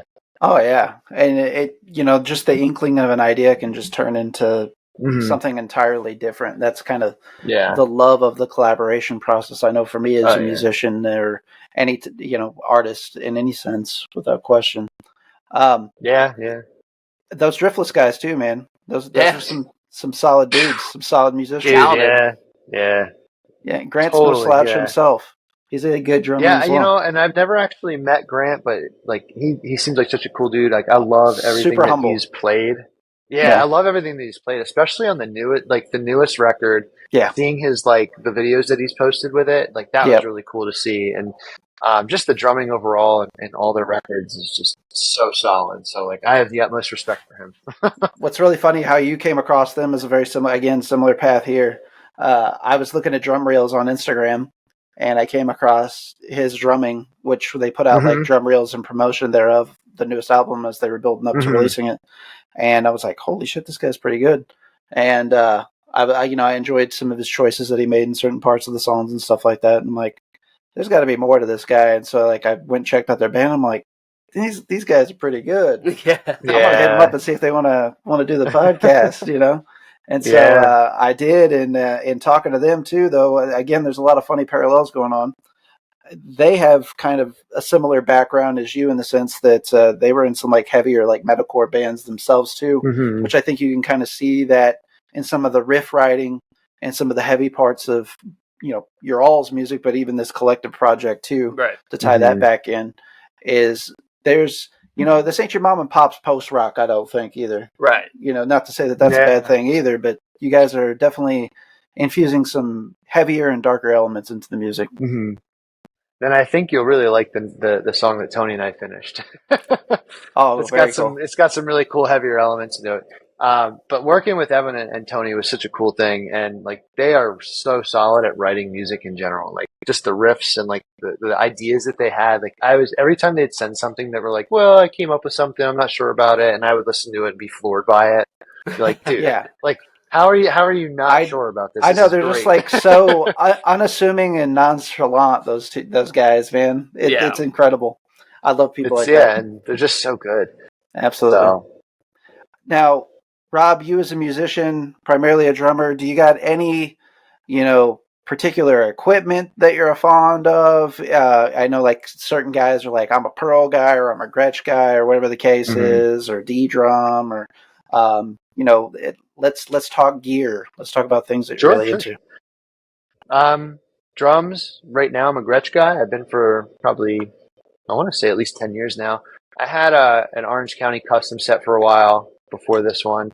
Got a little arduous too, when back then I was actually like moving the drums around and they were kind of bulky and big, and these drums never leave the house. They're mic'd up and I don't even bother. I have another smaller kit that if I have to play out anywhere, that one goes. But it's also a Gretsch. So I've been playing Gretsch drums. I love the maple sound that they have. Like they're maple for whatever reason. They call it that great Gretsch sound. I guess that's why, but I've been playing Gretsch for a while. I play a lot of my snare drum's a Tama because it's a bell brass, and that's really amazing for recording.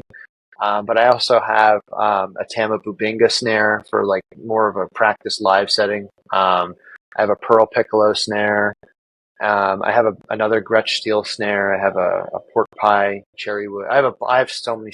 It's ridiculous how many snares I've bought over the years. My wife will kill me if another one shows up.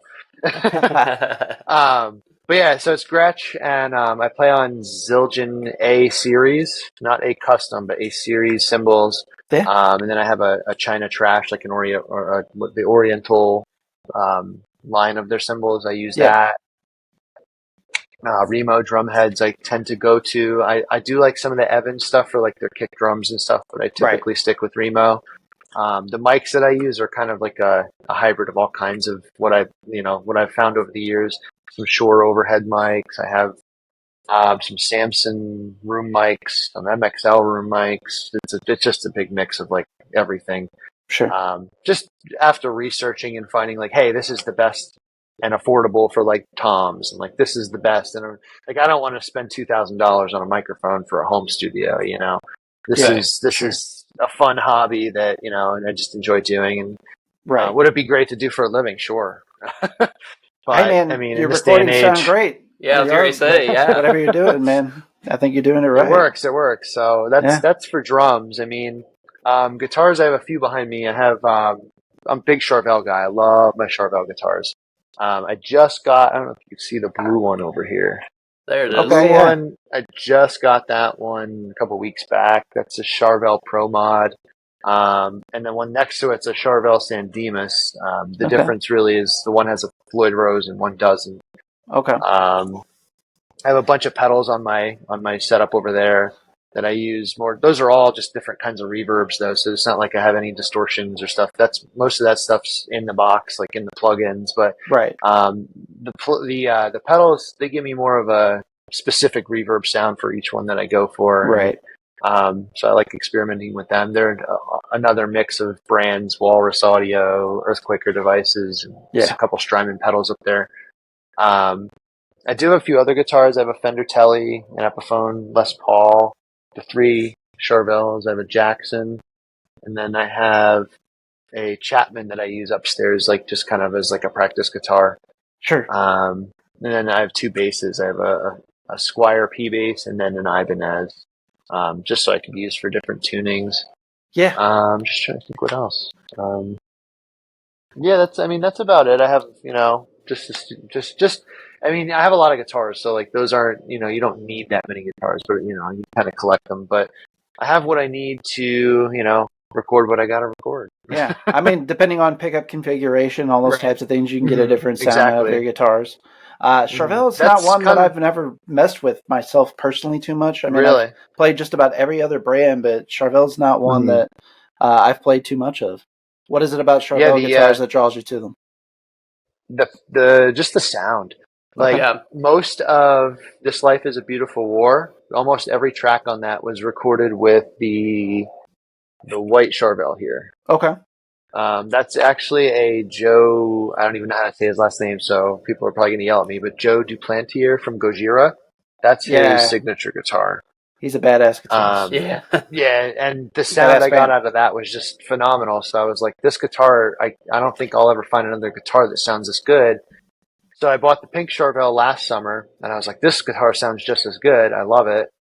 And then I bought the blue one, and I was like, wow, like these Charvel guitars just sound incredible. I can't get these same sounds out of my other guitars. So I tend to go for those 3 guitars for different tunings, like the blue one's in drop C, the pink one's in drop D, and then the white one right now I think is in standard. So, but yeah, I mean, that's most of the gear. I mean, nothing too crazy. I got to hop back to the drum business. I got a Gretsch Catalina Club mod set myself. I've had that for, 15, 16 years now. Before that, I was a Pearl Export Series guy, but I played this one time at Guitar Center and just fell in love with it. And I put it on layaway that day because I was broke, almost teenager at the time. We've all been there. We've all been there. And went back and picked her up in 2 weeks. And custom cymbals is what I have. For a while, whenever they were doing the Z custom cymbals, I had some of those. I liked those. Yeah, they got discontinued. They were loud. Yeah, that's why I liked them. Because I was always like competing. So like I was in a melodic hardcore band for a minute, and it was kind of post metally at times. and we would just get. I mean, I was playing with guys with full stacks. I had, I had a guy Just playing. get drowned out. Yeah, like a Mark II full stacks. I had a guy playing AC-30 full stacks. I had a bass player playing a Music Man through a full stack. So I was just getting drowned out constantly. Yeah. So I had to find ways, and I'm not as good as John Bottom, but I have that caveman approach to my drumming. So like I beat the hell out of my skins anyway. So I'm a little bit loud as it is, and I'm brutal on cymbals specifically. So the Z Custom was nice because it was a little bit cheaper than the A Custom, Right. at least as loud, if not louder. And then they had that Mega Bell ride. It was I think it was a 22 or 24-inch ride, and I somehow found a way to crack that son of a bitch at one point, so that had to get rid of that because that was sounding way too bad. They were durable though. I think I had a bunch of their crash cymbals, and this was back earlier before I lightened up my hits, because I also the same thing. I would go. My dad was like, I don't know how you break cymbals. He's like, I've never met a drummer that cracks cymbals. I'm like, Dad, come on. Like, you're talking about the classic rock here versus like metal. Right. Right. I'm like, of course you never saw anybody break cymbals back then. But I was playing on a couple of Z Customs back then. I cracked a few of them. The Mega Bell, it's funny that you say that. I don't know if you follow the guy Jake from Reflections, the band Reflections. I don't. Jake, he has like this insane setup. Like, he's his own artist, but he is basically all of Reflections too. But like, he has this sick setup on his, if you can follow him on Instagram, because like, he has the coolest drum setup, and I'm pretty sure he has one of those Mega Bell rides on his setup, and he had cracked it, and he was looking everywhere for another one, and I think he was able to find another one. But he's a really solid dude too. I've talked to him a bunch of times, just in general, just talking shop, and his setup is so cool though. Like, he's got a really cool studio. Yeah, I've got to invest in the studio piece on my end a little bit more. We got kind of sidetracked with the podcasting stuff, but yeah, I got some E-drums. My wife got me some E-drums for my birthday a few years ago, so it's coming really handy with 3 kids to practice and just throw in some headphones, Quieter for them. Absolutely, yeah. I mean, they still hear me occasionally because I got to put the E-drums up against the wall because that bass drum. Bass drum's the one thing I have a hard time lightening up on the most, I think. But they can hear a little pounding on that piece a little bit still. So, but hey, I think it's better than a whole drum set though if they're trying to sleep. Oh, right? yes, oh yeah, absolutely. Big time. Yes, absolutely, without question. Guitars, I've got a few guitars myself. I've got a G&L Doheny, which I always wanted to get a G&L. I like a lot of music shops around here don't really carry them in stock. Mm-hmm. You can probably find a few like a Guitar Center if you go north up St. Louis in our direction, but you're not going to find it around here. People don't typically carry them. It's basically supposed to be their version of like a Jazzmaster, and it's pretty on par for half the price. So I really enjoy that guitar. And then I've got a little SG copy. I have no idea. There's no identifiable markings. My brother got it from a pawn shop for me, and this thing had like a really badass kill switch installed in it, but whoever wired it didn't know what the hell they were doing. So I had all that fixed. I redid the wiring. I copper shielded all the pickups inside of it, put new tuners on it and everything. And that thing is a monster. That is I'm sure. I've got that thing like in drop C sharp, and it is an absolute like drone machine. And then I've got it's an Ovation Breadwinner. I don't know if you've ever seen these. Mm-hmm. There was Ovation Breadwinners and Deacons. Yeah, Ace Frehley played one briefly, but they were only in the 70s briefly. Ovation doesn't really make electric guitars. These were of the few that they made. My dad had gifted it to me, and so it's kind of like a family thing. And it ended up being kind of a project guitar because he didn't know how to. He was primarily a drummer himself, but noodled around on bass and guitar too. He ended up cracking the back whenever he was going to change out the strings because it's got this weird like reverse nut on it where you have to actually screw down to lift the bridge up to change out the strings on it. Yeah, it's a real wacky design, and some of the hardware's like nylon too, which is odd. Like the bridge is nylon. Odd. Yeah. So it's not. Yeah, in a way. Yeah. It's not meant for. I wouldn't advise anybody that's going on tour to take that as their sole guitar. Right. But I did get it spruced up and fixed up, and all the wiring fixed and that, and the pickups fixed and that. I mean, it's from the 70s, and that thing is in fantastic shape. It's the most wacky guitar. It's technically straight coil pickups, but they look like humbuckers because of the encasement that they're in. They're like soap bar size. And it's got so many different selections where you can flip in between various pickups, and then there's 3 different voicings too on the coil settings. That's so awesome. So you can get like this weird combination, and there's like this weird phase on one of the settings that you get that I don't know that you can really emulate without like having some custom noise pedal or something. So like somebody could really get some wacky stuff out of that too. That's so cool. I love stuff like that. Just stuff that's like he said, Frankenstein guitar. Right. And I did have a Franken bass that I built up from scratch. Like this kid was selling like a Squire jazz bass, and I was like, I'm gonna mod the fuck out of that because I'd really gotten into videos of people modding basses, you know. So I found like obsidian wire kits and stuff because I didn't have a soldering tool and stuff at the time, and I just like, I'll just geek this thing out. I blacked it out, and it was really nice. But then my house, like we had these like insane last winter sub-zero temperatures, like negative 25. Oh yeah, and everybody's water lines froze and busted. Well, I got an upstairs bath. Man. My record collection and my bass was sitting right below my upstairs bath, and just showered right down on, and just ruined that bass. Cold water snapped the tension on the neck. It just cracked the body.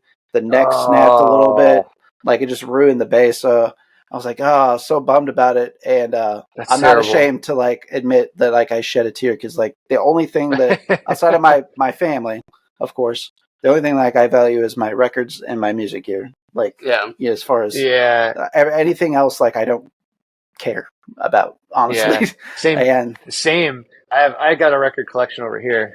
You can see. Oh yeah, nice. That's respectable. Yeah, looking good. Yeah, it's got a little bit of everything in there, but that would crush me. What would you say is a prized possession of that record collection? Just out of curiosity. I mean, I'm sure you love all of it, but what's something kind of a little bit more rare or obscure maybe in your collection? That's a tough one. An original copy of Mars Volta, Deloused in the Comatorium. Oh, hell yeah, dude! Hell yeah! That's that one. I'll never get rid of that. No. That's the big one. Yeah. If you do, let me know. Stay golden, Pony Boy. That's that's such a good album. That's like, as much as I'm probably gonna get some shit for this, but that's like the one album of their discography that I just love. Like a lot of the stuff that they put out, like I liked it, but that album I loved. Yeah, I think I was having this conversation with somebody recently. It's like kind of, to me, like I'll take the first 2 Mars Volta albums, and then after that, like I'm over it. Like, I kind of just fade away from it. Then they're great musicians and some of the best, but at the drive-in, like I love that band. Yeah. They're still one of my favorite bands. You know, I just kind of like, part of me is like, why can't you guys just do that? Still go back. Yeah. But whenever they did do those first 2 Mars Volta albums, you could see there was still some, connective DNA to what they were doing previously, but you're just kind of leveling up the musicianship essentially. And that Deloused album specifically is just knocked out. Like I love it. So good. Francis Smith I still like, but there's a little bit of a dip off, I would say. But then after that, like Goliath, and I honestly, like even this last record, it was hard for me to get through. I listened to all of it, but and it had its moments, but I just feel obligated to listen because it's Cedric and Omar, and I love them. They're some of my favorite musicians. Huge influences, right? I love Cedric's online presence. Like he's always calling people out that are like shitty people. Like he was going after Danny Masterson like repeatedly, and I was like, "Oh my god, man! I'm here for this. Yeah, I love it. Yeah, Get the popcorn out. Yeah. Like I forget that it's like, this is actually Cedric on here. Like he does not care. Right. He doesn't care what you think so about awesome. him. I love people like that. Yeah. I love people like that. But Unapologetically himself. That's the record. I mean, actually what I do is all summer is I collect like, bands that are either releasing new albums or like ones that are just tough finds.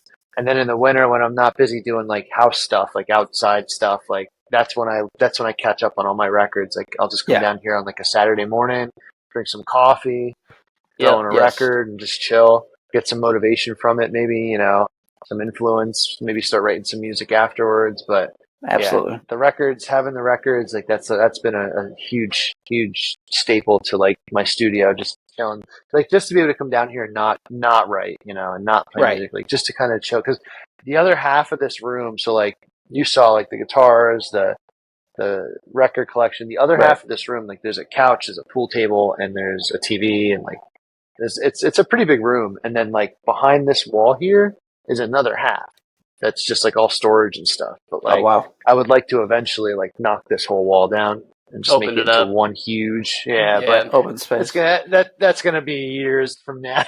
Yeah. I hear you. Well, man, it looks like you got quite the sanctuary there, man. I'm jealous of that. That's awesome. Yeah, it looks man. awesome. Yeah, that was the goal. Like I remember when we were looking for houses, that was like, she had her checklist, and my checklist was just like 2-car garage, basement, and a back deck. And I was like, that's all I need. Yeah. And this was the one that like checked it off and then some. And then like hers too. And I was like, this is everything we're going to be able to find that is in our price range. So we better jump on this. And I'm glad we did, because then like a year later, that's when the market went crazy and houses were impossible to buy. So Yep. I would not want to go through that again. I think my wife and I just kind of stumbled upon the same thing because we rented for the longest time. Yep. And then January of 2019, we put an offer in December of 2018, January of 19, we closed, and then the housing market just went absolutely bonkers months after that. We were right after that, because it was June 2018 we found this house, and we closed in August, and like right after that, bidding wars started happening, and it was a whole thing. Never again. Yeah, without question. Now, I got to ask you, Rob, too, if you were to make a Mount Rushmore of personal influences, so let's pick 4 people specifically, who would you put on that Mount Rushmore of musicians' personal influences for you? Musicians. Okay, so Chino Moreno, definitely Chino Moreno. Joey Vannucci, he's the singer from Indian Lakes. He is actually from Indian Lakes. He has his project is called Jovan, but he is getting the band back together recently to do From Indian Lakes again, which is cool. But he's a phenomenal songwriter. So Chino, Joey, I'm trying to think. If I had to pick drummers, it would be insane. Right. Probably someone along the lines of like Tony Royster Jr. As a drummer. I cannot play nearly what he plays, but Sure. just he's amazing. He's insane. Okay, so Chino, Joey, Tony Royster, one more. Who else could it be? I'm gonna say Ben Jorgensen, Armor for Sleep. Oh, yeah. That's a good one. So I got 3 singers there, but like 3 singers that all, play guitar. I mean, Chino, he kind of plays guitar sometimes, but, one drummer, yeah. An artist, a band that I meant to mention earlier too, whenever you're talking about Armor for Sleep, did you ever get into As Cities Burn? I felt like they kind of came out about the came out about the same time, and I felt like that drummer too was pretty good as well. I got to see them before they changed styles. So I saw them when they were touring Son, I Loved You at My Darkest. Yeah. And they opened for Poison the Well. Oh yeah, hell yeah! Which is that's like an all-time favorite for me. And after it was As Cities Burn, who opened for Poison the Well, who opened for Under Oath. Nice. Yes. So like very nice. We honestly, I feel bad saying this because I mean that was another band that I forgot to mention. It's like one of my biggest drumming influences is Poison the Well, especially those first 3 albums. Chris Hornbrook, baby.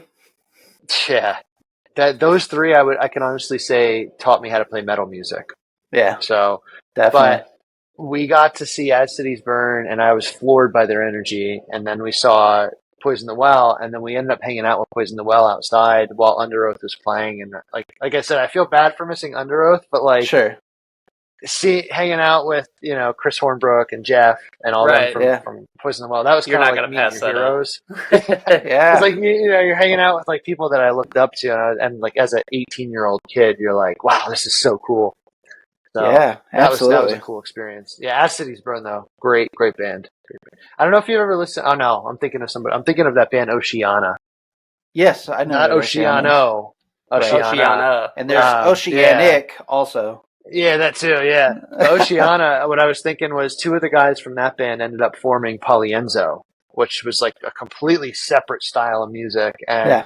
they put out an album that was like phenomenal. I think it was called One Big Particular Loop, and let me tell you, that album is a journey. Like you could just put that on. Like if I could, Mhm. that's one on my like want list for vinyl, and it's nowhere to be found. Yeah. I guess whoever bought them all up bought them, and if you get it for sale, it's in a couple $100 range. And Yeah, I know. good luck. I can't bring But myself to pay some of those prices sometimes that you come oh across, no, you yeah. know, on No, eBay. I lucked out. I lucked out with that Mars Volta one because I got that like way back when. But Yeah. but yeah, if I could ever find that Polienzo album, and then another off influence that probably people wouldn't expect that I got the debut album of was DJ Shadow Introducing. Okay. He is it's very off of what I normally would like play or listen to, but if you ever listen to DJ Shadow's Introducing album from front to back, it's like one of the first records from the 90s that like was made completely of samples. But samples from like actual other records and not like digital samples. Like he was putting it together like manually, and it is such a crazy album. The real grunt work. Yeah, like real mixing. Yeah. Yep. It's wild. So I highly recommend that one to everybody. Anybody who's into music should at least listen to that album once. You know, I've always been aware of DJ Shadow and the fact his contributions to other bands and projects and stuff that he does in that respect specifically, but I can't say that I ever sat down and listened to any of his own like solo work from start to finish myself. Introducing is the one you want to hear. Well, I'll give it a chance based on your recommendation for sure. Yeah, it's a wild ride. It's a wild ride. Well, that's a huge reason I love '90s hip hop specifically is just the fact that even '80s they used real music samples. You know, they had to actually go and dive. I mean, there's still present day artists that do that to some extent, to a degree, yeah.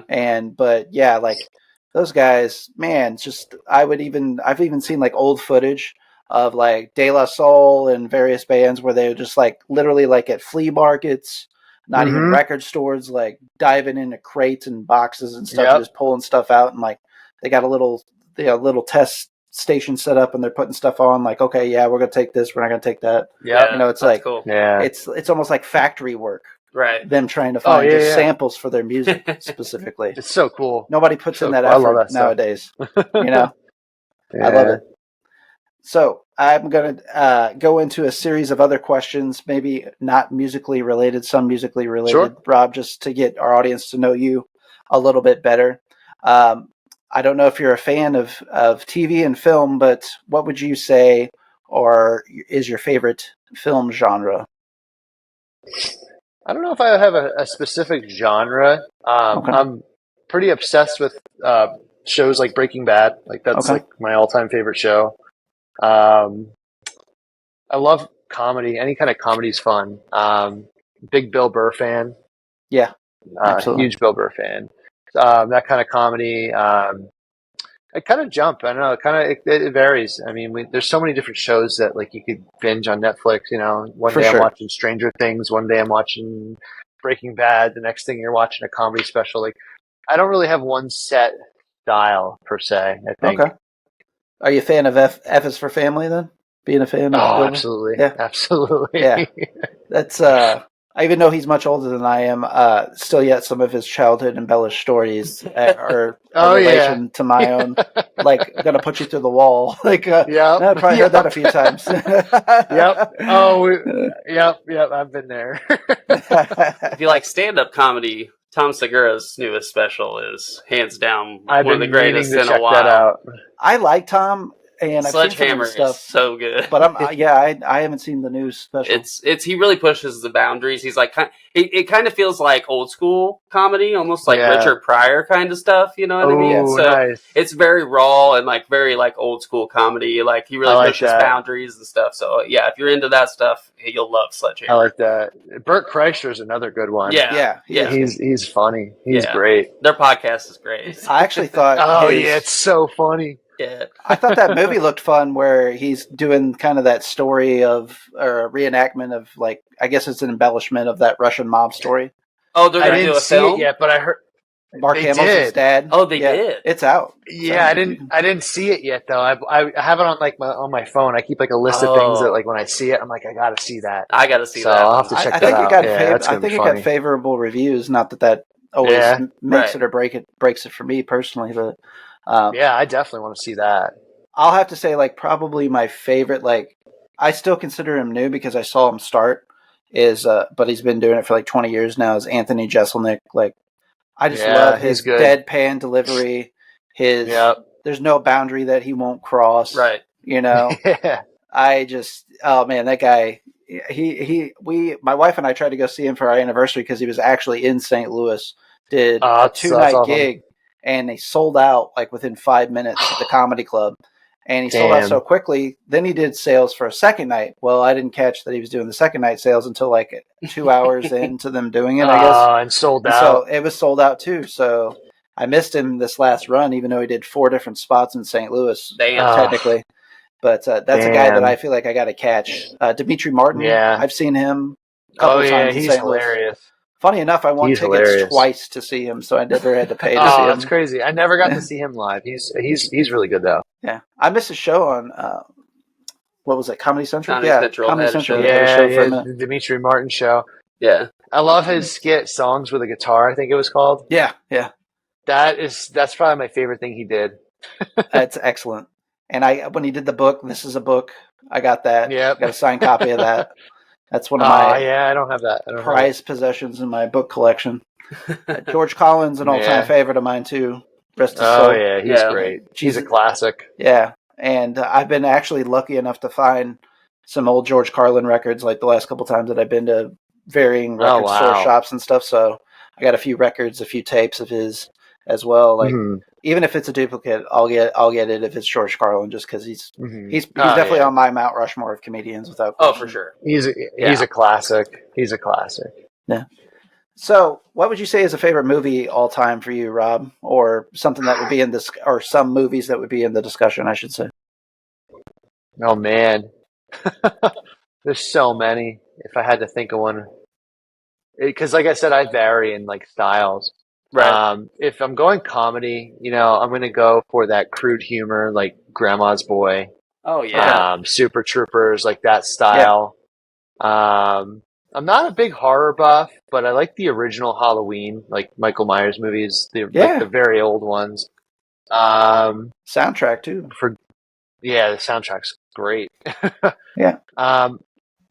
Any movie that has Arnold Schwarzenegger just cracks me up, just because he's so ridiculous. And if you haven't checked it out, he has that documentary on Netflix. It's a newer one, not like Pumping Iron or whatever it was. Right. That like goes through his life story, and it is pretty crazy, like how successful this guy was. Right. I've heard good, So, like good things about it. I do yeah. need to check it out. Yeah, like he's just a marvel. But I never got too big into like. I mean, I love the Dark Knight movies. Love those. Like that style. Like I'm not huge on like the superhero movies, but like Batman's always been like one of my favorites growing up. So Sure. like any of those movies, I'm big into. The Joker movie with Joaquin Phoenix. That was really, really good. I'm trying to think what else we've watched recently. My wife and I do like a movie night every Sunday, and we just pick a random off the wall movie, like whatever we want to watch. And we recently picked up some classics, some old school Grumpy Old Men. Oh, yeah. Yeah. That's classic. No, that's good, man. Yeah, She shits A lot out of 2 people don't dimes and a remember this. nickel. Yeah, absolutely. Kids Yeah. swallow quarters Yeah, all the time. Yeah. Yeah. That bit always stuck with me. Such a good series. It's Yeah. a shame too, because like a lot of people now don't remember those movies, because those guys back then were so old as it was. Yeah. Yeah. Those guys, they were lookers back in their day. Oh, yeah, for sure. Yeah. Yeah. Max, pretty big movies. what was his name? Oh, I can't think of the guy. One of the main characters in that movie. Anyway, yeah, he was like 70-something when they filmed the second one? Yeah. So, And the dad, the older guy, I think he died right after the second one. Yeah. Right. Yeah. And he was like the funniest one. Like the outtakes for those movies are so funny. I don't recall the outtakes. I don't know if I ever watched them. Oh, you should watch them. They are. Oh should. my god, they're Like in the the Hawaii credits. It's so ones. funny. Okay. Yeah, or Yeah. like when he's in the grocery store talking about like his salami, Yeah, and like yeah. he's like this 90-year-old. Oh my god, it's so funny. Yeah, it's great. I have seen that. Yeah, Yeah, I haven't watched them since I can't remember exactly when they came out, but it'd be the 90s. Yeah. The last time Yeah, my parents watched loved them. those movies, so I remember watching them yeah, with my yeah. parents. Classics. Yeah, it's one of those. I'm like with movies, like I'm very hard to like not like something. So like I'll always find something that I like in anything. Like Yeah, put it on, I'll watch it. Well, it's just like music. There's something out there for Yeah. everybody, you know? Oh, It's- absolutely. It's not that, like, I like everything that's put out, but I can usually find something that I enjoy about anything, you know? Mhm. And Right. that's why I try to, like, not say I don't like this genre of music. Like, there's genres of music that I predominantly don't like, right. but, like, Mhm. I would say, like, you know, country is probably one of those, but if we're Yeah, I'm talking, with like, you on old that. country, we're talking, like, old country, you know, like, outlaw country, I love that. Yeah, I love Johnny Okay. Cash. You know, there's some probably early one of my '90s all-time stuff favorite. I get into too. well, I like grew Yeah. up on like Alan Jackson, Right, or like these- your Tracy Lawrence's, like Time Marches On, stuff like that, like good old boy songs. Oh man, that no. Pass on that. If we're talking about getting down on the Chattahoochee, I'm down with that one, but not that. But there's a modern day country artist that I love, but I would kind of consider him kind of like alt country, and that's Sturgill Simpson. he's an excellent musician. He's an excellent musician Okay. altogether. The voice is incredible. He's actually got a cameo in this new season of Righteous Gemstones. I don't know if you watched that show, the Danny Okay. McBride. No, I never watched it. Oh man, it's hilarious. HBO. Is it? It's John Goodman is like the patriarch of the family, and they're playing like a Oh, I televangelist love it family. then. And Danny McBride's the oldest son. The youngest son's Adam Devine from Workaholics. Yeah, And, Oh my god. they have a middle child, which is a daughter. Her name's Judy. I don't know the actress's name. I don't think I ever saw her in anything before this. And she's just like the crudest, most ridiculous character on the show.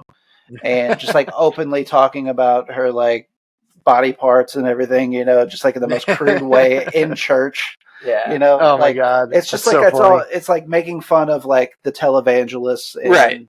Yeah, the like crazy evangelicals that are out there in the world, and Yeah. and just oh, kind of that absolutely. gaudy lifestyle and all that stuff, and just kind of like just an embellishment of stuff. Like they kind of pull from like people like you know, like Joel, whatever the hell, Osteen. Osteen, and you know Yeah, oh, Billy yeah. Graham from back in the day. You know, like they're obviously like shitting on episodes you can see Huge, that they're yeah. clowning on Yeah. these things that these people have done in the past without question. that. Yeah, So can't That's go wrong with that one. hilarious. I love that kind of stuff. So Rob, what is your favorite type of food? Anybody who, if you ask anybody in the Post Everything Collective, they're gonna tell you pizza or donuts. Yeah. Hey, Like Go-tos. there's a reason why I run, because I love pizza and I love donuts. And I mean, I don't know what pizza is like out where you're at, but we have a lot of good options on the East Coast. it's not like East Coast pizza. I can No. promise you that. Yeah. we've got our own thing going though too. We've got some good things, and there are Yeah. people from like the East Coast that move out and kind of Yeah. like carve out a niche out here too with their own Yeah. places. We get Like- a lot of that from New York here. We get the New Yorkers that move here because the cheaper housing, Right. Yeah. and they open up all their shops, and we reap the benefits with the pizza shop. Absolutely. Sure, I bet. Have you ever had St. Louis style pizza, Rob? Out of curiosity, I don't think I have. Is So- that Like is that like the square? there are squares, yes. So Because I've Really- had Detroit style. I think that's what I'm thinking of. yeah, really St. Louis style would be like a cracker crust pizza. like thin crust? So- Oh, okay. But the signature is emos specifically. So anybody that is doing that is basically doing an offshoot of what is called emos in St. Louis, and it's an institution. Okay. They've been here for the I'll have longest to time. try that if I'm ever out that way. There's as close as you can get to it, like store bought, like Walmart carries this sometimes, is like a thing called Dogtown Pizza, which Dogtown's a part of St. Louis. In Okay. fact, I think some of the original owners branched off and started Dogtown, so that's where Okay. it kind of gets its name or whatever. But Emo's, it's a cracker crust. It's like a tangy sauce. It's still a marinara sauce, But the Mhm. cheese, it's Provel cheese. That's Yeah, the big it's not difference. Interesting. mozzarella. It's not Interesting. mozzarella. It's heinous on your guts if you eat way too much of it. But it is delicious and creamy. So, and Sounds you really right up my can't alley. go wrong with the toppings. It's not too overbearing. And it's great with a nice lager or A nice beer. Oh, nice, adult man nice. soda of your choice. So yeah. Can't go wrong with Yeah, Eno's no, pizza. pizza. I mean, I think the joke in my family, and my wife will attest to this, is like when there's a pie of pizza, it's like my brain turns off and I just keep eating until it's gone. Yeah, same. Same. Big same. So, Yeah, but like the Detroit style, now I guess technically Little Caesars is Detroit pizza. I even though guess, it's yeah. become we more have of a we have a few places around here that have Detroit style, like a few niche places like that, and they make it pretty good. It's from what I've had, it's awesome. like authentic Chicago pizza. I haven't had. I've had like whenever restaurants will sell their pizzas like frozen to Yeah. we have a chain here in the St. Louis area called Schnucks. Yeah. That you can get a Chicago Okay. deep dish through them, and I know it's not the same, but it's supposed to be. You know how the Close sauce is to on it. top or whatever. Yeah, But that is definitely one type of pizza that I would like to try that I've never tried. Right. Me too. yeah. Got a We particular were up in. favorite type of donut? We have a place locally called Marianne's it's called Marianne's Donut Kitchen, Okay. and they make specialty donuts on the weekends, and they make this French toast donut that is seriously the most addicting and most amazing thing I've probably ever eaten. That sounds amazing. Whenever we get them, you have to order them like a day in advance because they just sell out so quick. So Wow. like it's like maybe a 20-minute drive from here. So like I'll call the day before and order a dozen, and then I'll go pick it up the next morning. You got to and pre-order. You do. Because Yeah. if Wow. you show up there at like any time after like 8 a.m., place is wiped clean. Yeah. That's incredible. Yeah. But if it's not a Marianne's donut, I like a good Boston cream donut or an eclair, or Okay. I like marble frosted donuts, stuff like that. Those Okay. are really good. I mean, any donut's good to me. Kind of the St. Louis signature is Krispy Kreme. I don't know if you've ever had Krispy Kreme before, but they've got we have them out here too. Okay. I know Yeah. that they started to move east, but I wasn't real sure. Whereas Yeah, they're good. They're really good. Dunkin' Donuts has started to move west. Right. Like randomly, I was my wife and I stayed up at a hotel up in St. Louis a few weekends back, and there was a Dunkin' Donuts right in the parking lot, and I'd never Mhm. seen a Dunkin' Donuts in St. Louis, and I was like, "What?" We even though we had breakfast included, I was like, "We're gonna That's go over crazy. there and catch some Dunkin' Donuts," because I don't think I'd ever had Dunkin' Donuts like fresh in my life. That's Oh, yeah, crazy. it's And so fantastic. That was my first job. Just really donuts. That's awesome. Yeah, back in the day. Yeah, I worked at Dunkin' Donuts down the road. They're everywhere around here. yeah, There's Dunkin' Donuts at every corner. We have something out here that a lot of people don't know about called Wawa. oh, I know what Wawa is. Yeah, Yeah, we The have convenience that. store? I think they're in PA, New Jersey, and Florida. I don't think they're anywhere else. But I think we just had one or about to have one open up in Missouri. Actually, oh, nice. yeah, I mean, they're not like anything amazing, but Sure. like it's for what you get there, it's really good. So like you could get all kinds of like different like sandwiches and stuff like that. yeah. Their breakfasts are really good, and like it's just a real like on the go quick thing, but like the food's Right. really good for what it is.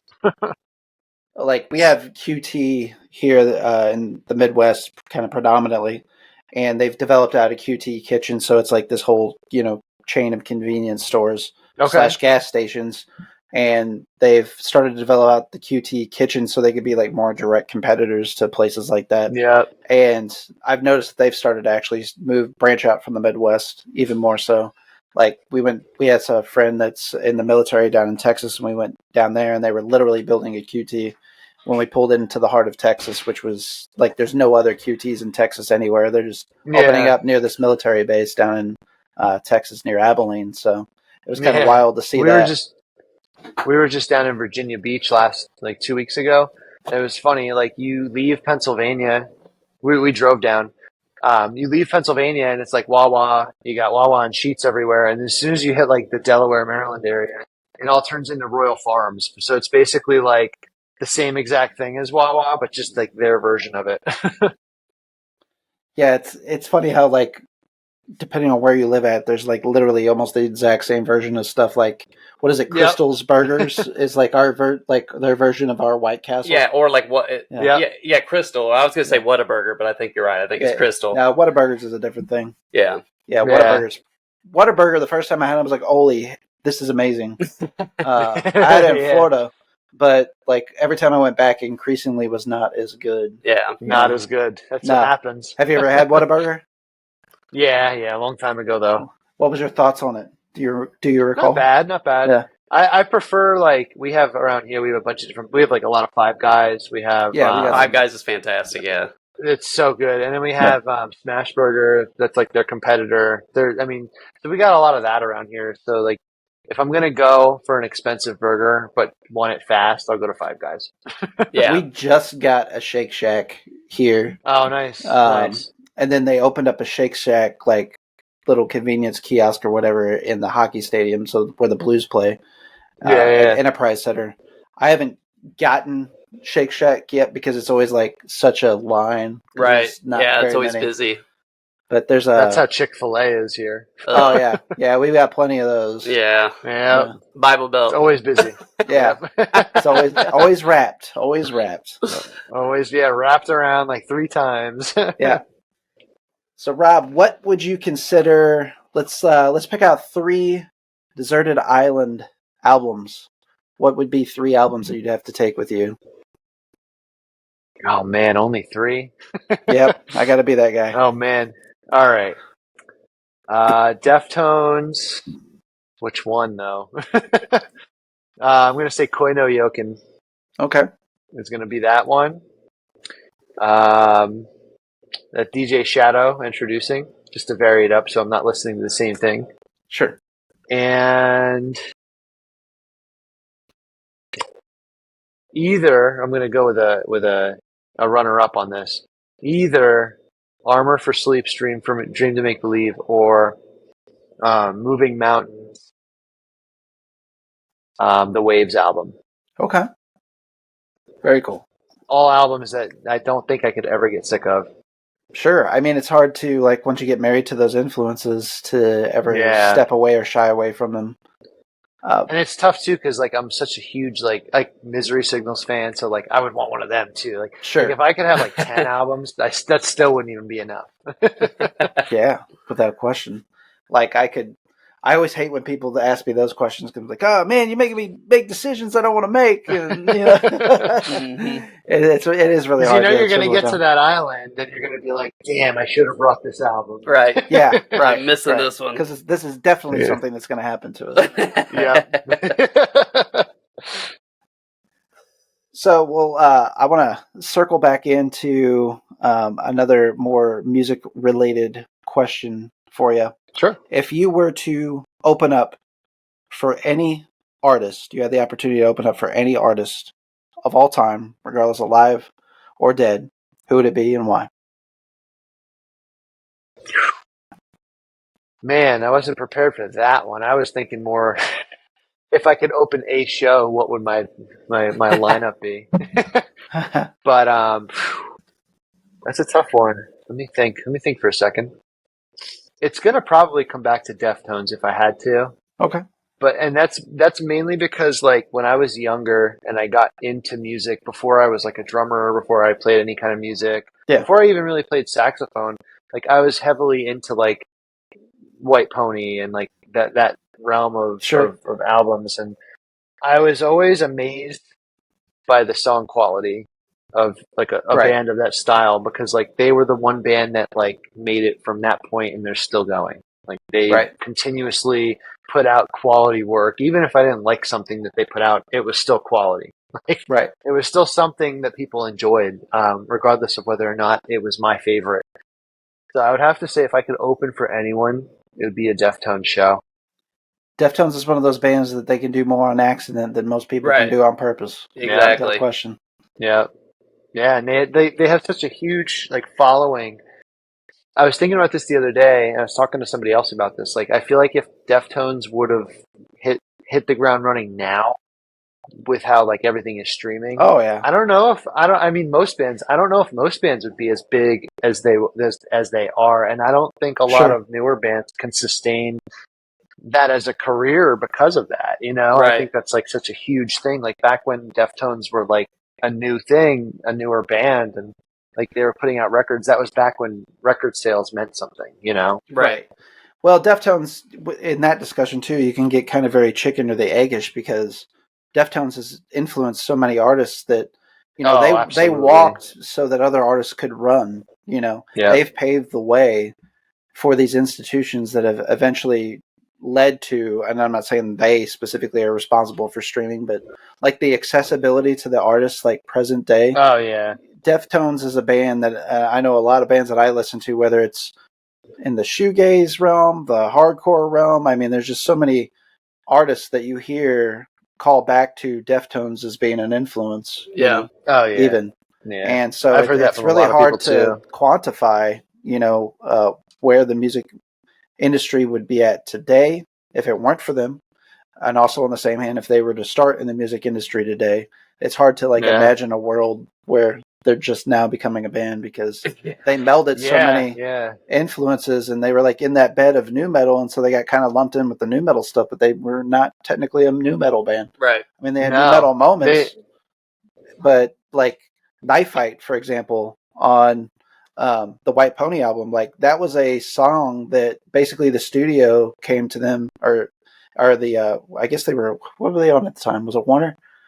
I can't remember, but whomever the don't record label remember, they yeah. were with, they came to them and said like, "Hey, we want you to do a song like Korn, Limp Bizkit." I remember. I've heard about this. Yeah. Yeah, and so they basically went back and recorded. It was, I think, Back to School and Yep. The Knife. second version of it. Yeah, the second version They of had it. it was like the introduction song, and Back to School was like the Limp Bizkit Korn version of like that album, Right, and they did it for them for that reason. It was like the bonus song. Maverick? right. I guess it was Maverick at the time, but I think that was an I offshoot. think so. Yeah. I think that was an offshoot, like a subsidiary of Warner or something. Yeah. Mhm. Yeah. There was a lot of like smaller labels, but they were actually Yeah. owned by larger parent labels at the time. Corpse. Oh, absolutely. Yeah. It was kind of funny to even hear like I think I recently came across like the story of Maynard doing guest vocals like on Passenger even. It was just like I came across that too. he was just like hanging out at the studio, like they were just kind of starting a friendship. He wasn't actually officially supposed to be doing anything. It was just all kind of came together very nonchalantly Yeah. and happenstance. And like they didn't even really dictate like what he did either on the recording. And he just kind of went with it. Yeah, he just kind of like freestyled and came out fabulously, in my opinion. Yeah. Yeah. Yeah. To this Maverick. day, that's That holds up. Maverick was founded Yeah, in it does. '92 by Warner. So yeah. Yep. Warner Brothers. Damn. That's what I thought. 92. Oof. Not bad for my shoddy memory. That too much college partying is shot way. Oh, way yeah. Well, Rob, you've been so generous with your time. One last question for you, and we're going to get Sure. some plugs in for you. What are you currently spinning? Tell the good folks what you're listening to right now. What's heavy in the rotation? Let me see. Hang on. Apple Music. Let's see what a big surprise there, Deftones, but Sure.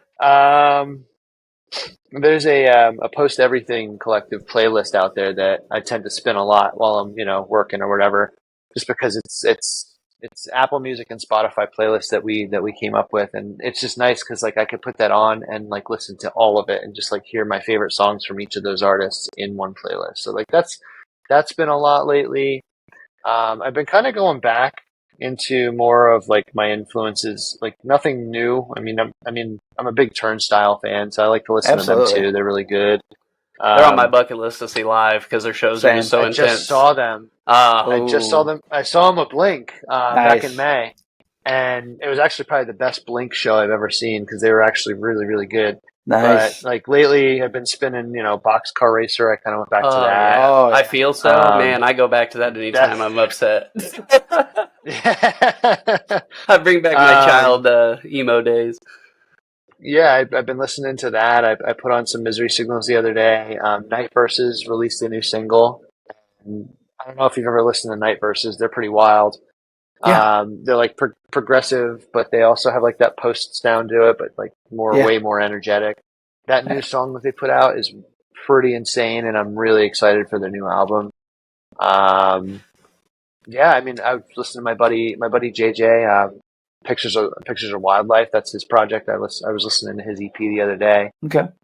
He's got a new EP coming out soon too, I think, and I'm really excited for that one too. So yeah, that's what I've been I kind of jump back and forth. Like when there's nothing new out that I'm like spinning constantly, I'll kind of just jump around throughout my library and just find different things. Yeah. I hate getting reliant like on streaming platforms just because obviously like the money doesn't go back to the artist and that sort of stuff. Yeah. I always look at it as like the commercial to an artist, like, you know, the accessibility, this is your free advertisement to some extent. I mean, you have to pay for services to get your stuff out there, like a DistroKid or whatever, on those platforms. But like, I know that that's how I discover a lot of music personally, like whether it's through discovery playlists or recommended artists because you like this artist. Like those interfaces are so easy to use and jump to those things. But what I do like to Apple's new music mix is really nice too. Like they've come a long way with that. It used to be pretty bad, but I will say the last couple times I've spun through it, like hey, they refresh it every Friday. I think it's like new music mix for you. I found so much shit that I've never listened to before through that. Yeah, so they're getting better with it. Like as far as like Discovery Weekly on Spotify, like they're finally starting to produce their algorithm, and it's like actually giving me stuff that I want to hear. So that's kind of a nice thing. Same here. Yeah. I tend to spend that on Fridays as well. I'm like, let's see what they got for me, and they've been pretty good the last few weeks. Yeah. A big driver of your band's present day too, which we always like to encourage folks to go this route, and that's Bandcamp.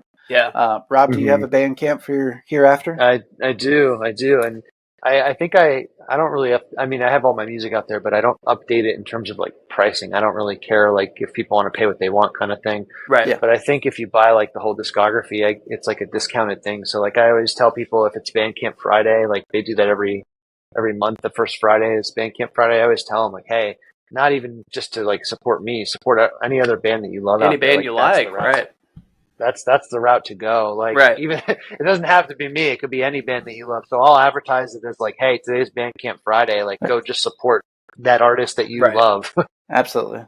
So anybody that's with us on the live discussion feed today, be sure to check out the episode details whenever you do the on-demand version of our episode. And we're going to have all of Rob's links, where to catch his music at, where to follow him. Speaking of where to follow you, Rob and the Hereafter Project, what is the best social media presence for folks to follow of yours? The Instagram. Instagram is the one I'm most active on.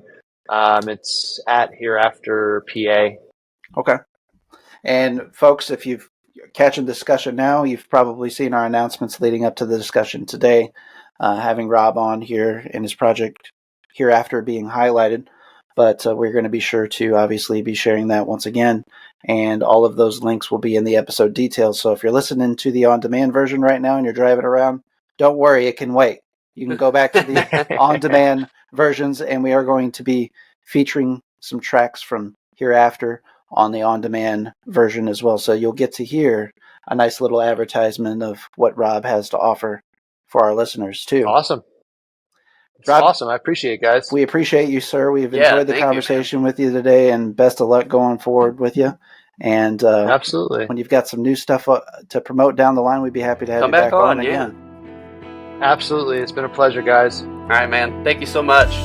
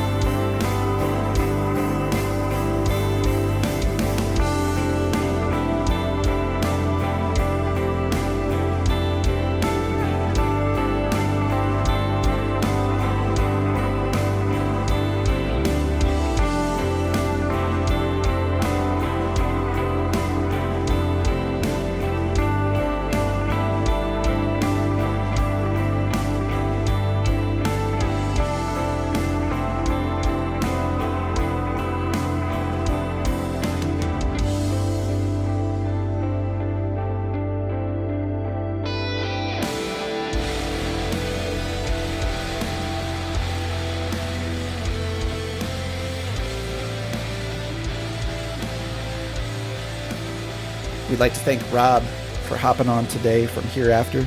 Yeah, great guest, full of knowledge, just a great guy. Loved having him on the show. Love to have him back. So, Rob, when you do new shit, man, come back and see us. Yeah, before I knew it, we had been talking for 2 hours with him. Yeah, great dude. I was losing track of time talking to him because there was just so much relatability. It was kind of funny, like the parallels with me specifically. Yeah, I know. I started pointing at you immediately when you started talking about jazz band and the saxophone. I was like, oh, dude, that's like your exact story. Yeah. And then if I ask him, like, what kind of drums you play? Oh, I play Gretsch and I play Zildjian cymbals. I'm like, dude, We're what the hell? Same person, dude. What is happening right now? Are we the same person? Did we just become best friends? You want to touch tips? Careful now, don't scare him off. Sorry. We don't know if We don't know him that well likes that yet. type of humor. All right. Good docking usually levels up any friendship. Yeah, absolutely.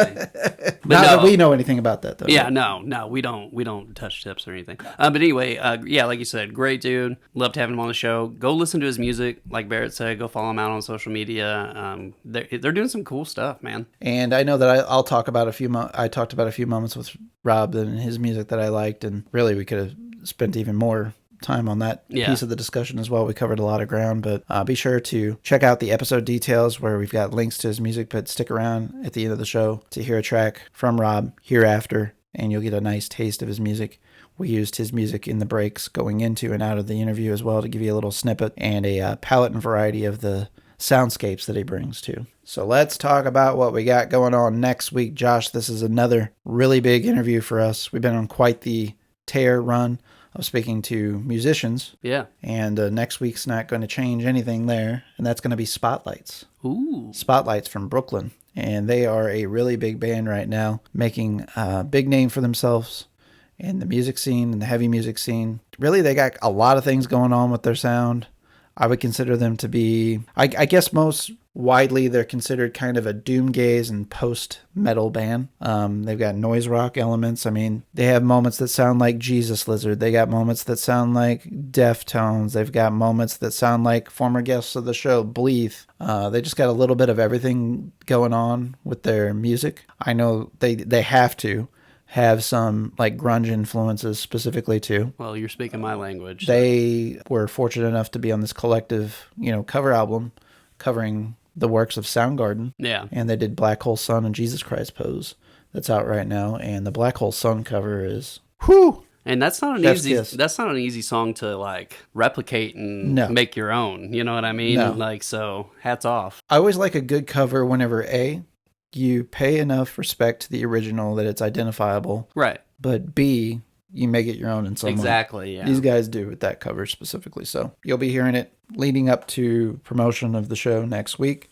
And really excited to be talking to Spotlights. Going to be a little bit of a different, I guess, band dynamic too, because it's husband and wife tandem. Oh, really? In the band, yeah. That's really cool. And they're a 3-piece, so that'll be really cool to kind of get that perspective of. Their kid's going to be a musical genius. Probably. Oh yeah, guarantee for sure. It'll be really cool to hear that perspective, kind of what the songwriting process is like. How the ideas are fleshed out and that sort. Because I love my wife to death, but. I think that there's like an individuality to ourselves, like specifically right. that we respect of one another, like, music performance and recording and stuff. That's like kind of my thing. Right. That's kind of my escape. Not that I'm saying like I need an escape from her, but I just need something that is identifiably me. It's kind of like your hobby, you know what I mean? And she, is a crafter and is very skilled at making like handmade goods and things like that. Right. She's a phenomenal artist as well, but she, that's her thing. I can do those things, yes, and I could probably do them somewhat. I don't think I can do them as good as her, but to some level of appropriateness or competency. Whereas, again, she can play music herself too to some level of, competency as well. But we have our own things. Right. It would be weird for me for like, this is your job, this is your band, you're married, it's like kind of like where does self start and end? Yeah. Right? Not to get too Dr. Phil on him, but I'm just curious. Who do you think you are? Who do you think you are? So Spotlights, yeah. Really looking forward to them. They're signed to Mike Patton's label from Faith No More as well. So, few better vocalists ever in the history of mankind than Mike Patton. Right. One of my favorites. Yeah. Of all time. Yeah. Very good. So yeah, that's going to be on the 17th. We're going to be live streaming probably about the same time, but stay tuned to social media on the details on that. and a lot of cool other things coming up in the works. More musician interviews, more spotlights, business features, some special on-sites. We're going to be heading up to Spectrum Record Lounge down in Cape actually here in a few weeks. We're going to be heading up to Terra Taco in St. Louis, a vegan restaurant in St. Louis that's getting national recognition. Metal-themed restaurant too, so going to be enjoying that visit there. And just a lot of more special things in the pipeline. We got an awesome October lined up with some special movie reviews and anniversaries, paying homage to some of our favorite horror movies of the last 10, 20, 30, 40, and 50 years. Yeah. So that's going to be a really fun venture. And before you know it, Josh, we're going to be holiday season and we're going to be on episode 100. That's crazy to me. I can't believe we're already that far in the second season. We, of course, appreciate our listeners, appreciate everything that you guys do. We appreciate all the likes and shares and the interactive happenings on social media, the feedback that we're getting, all that stuff. You guys make it worth doing what we do. And we just love hearing from you. So, keep it up and appreciate your support and supporting these artists that we have on our show. That's the biggest tell of all. Yeah, absolutely. I mean, that's what we kind of started out with originally, was trying to help support other artists. And, that's what our mission statement still is. So 100%. Absolutely. For this week, I am Barry Insane on Instagram and Twitter. He's Josh_Joshua Welch on Instagram. And we are out of time. Good night and good luck. And stay safe out there.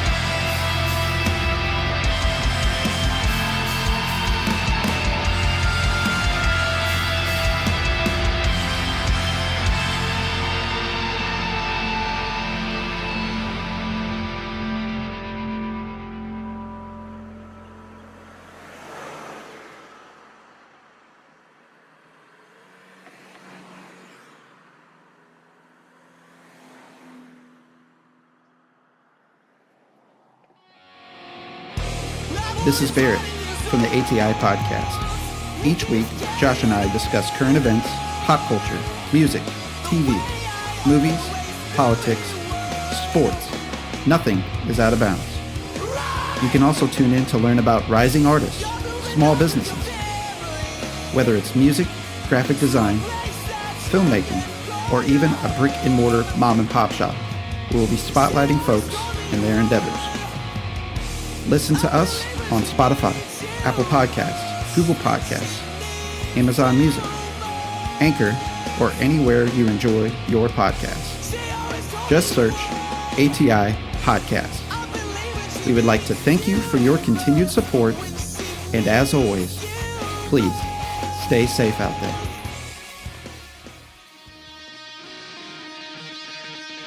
Hey, this is Josh from ATI Podcast. For show updates and news about the podcast, follow us on social media.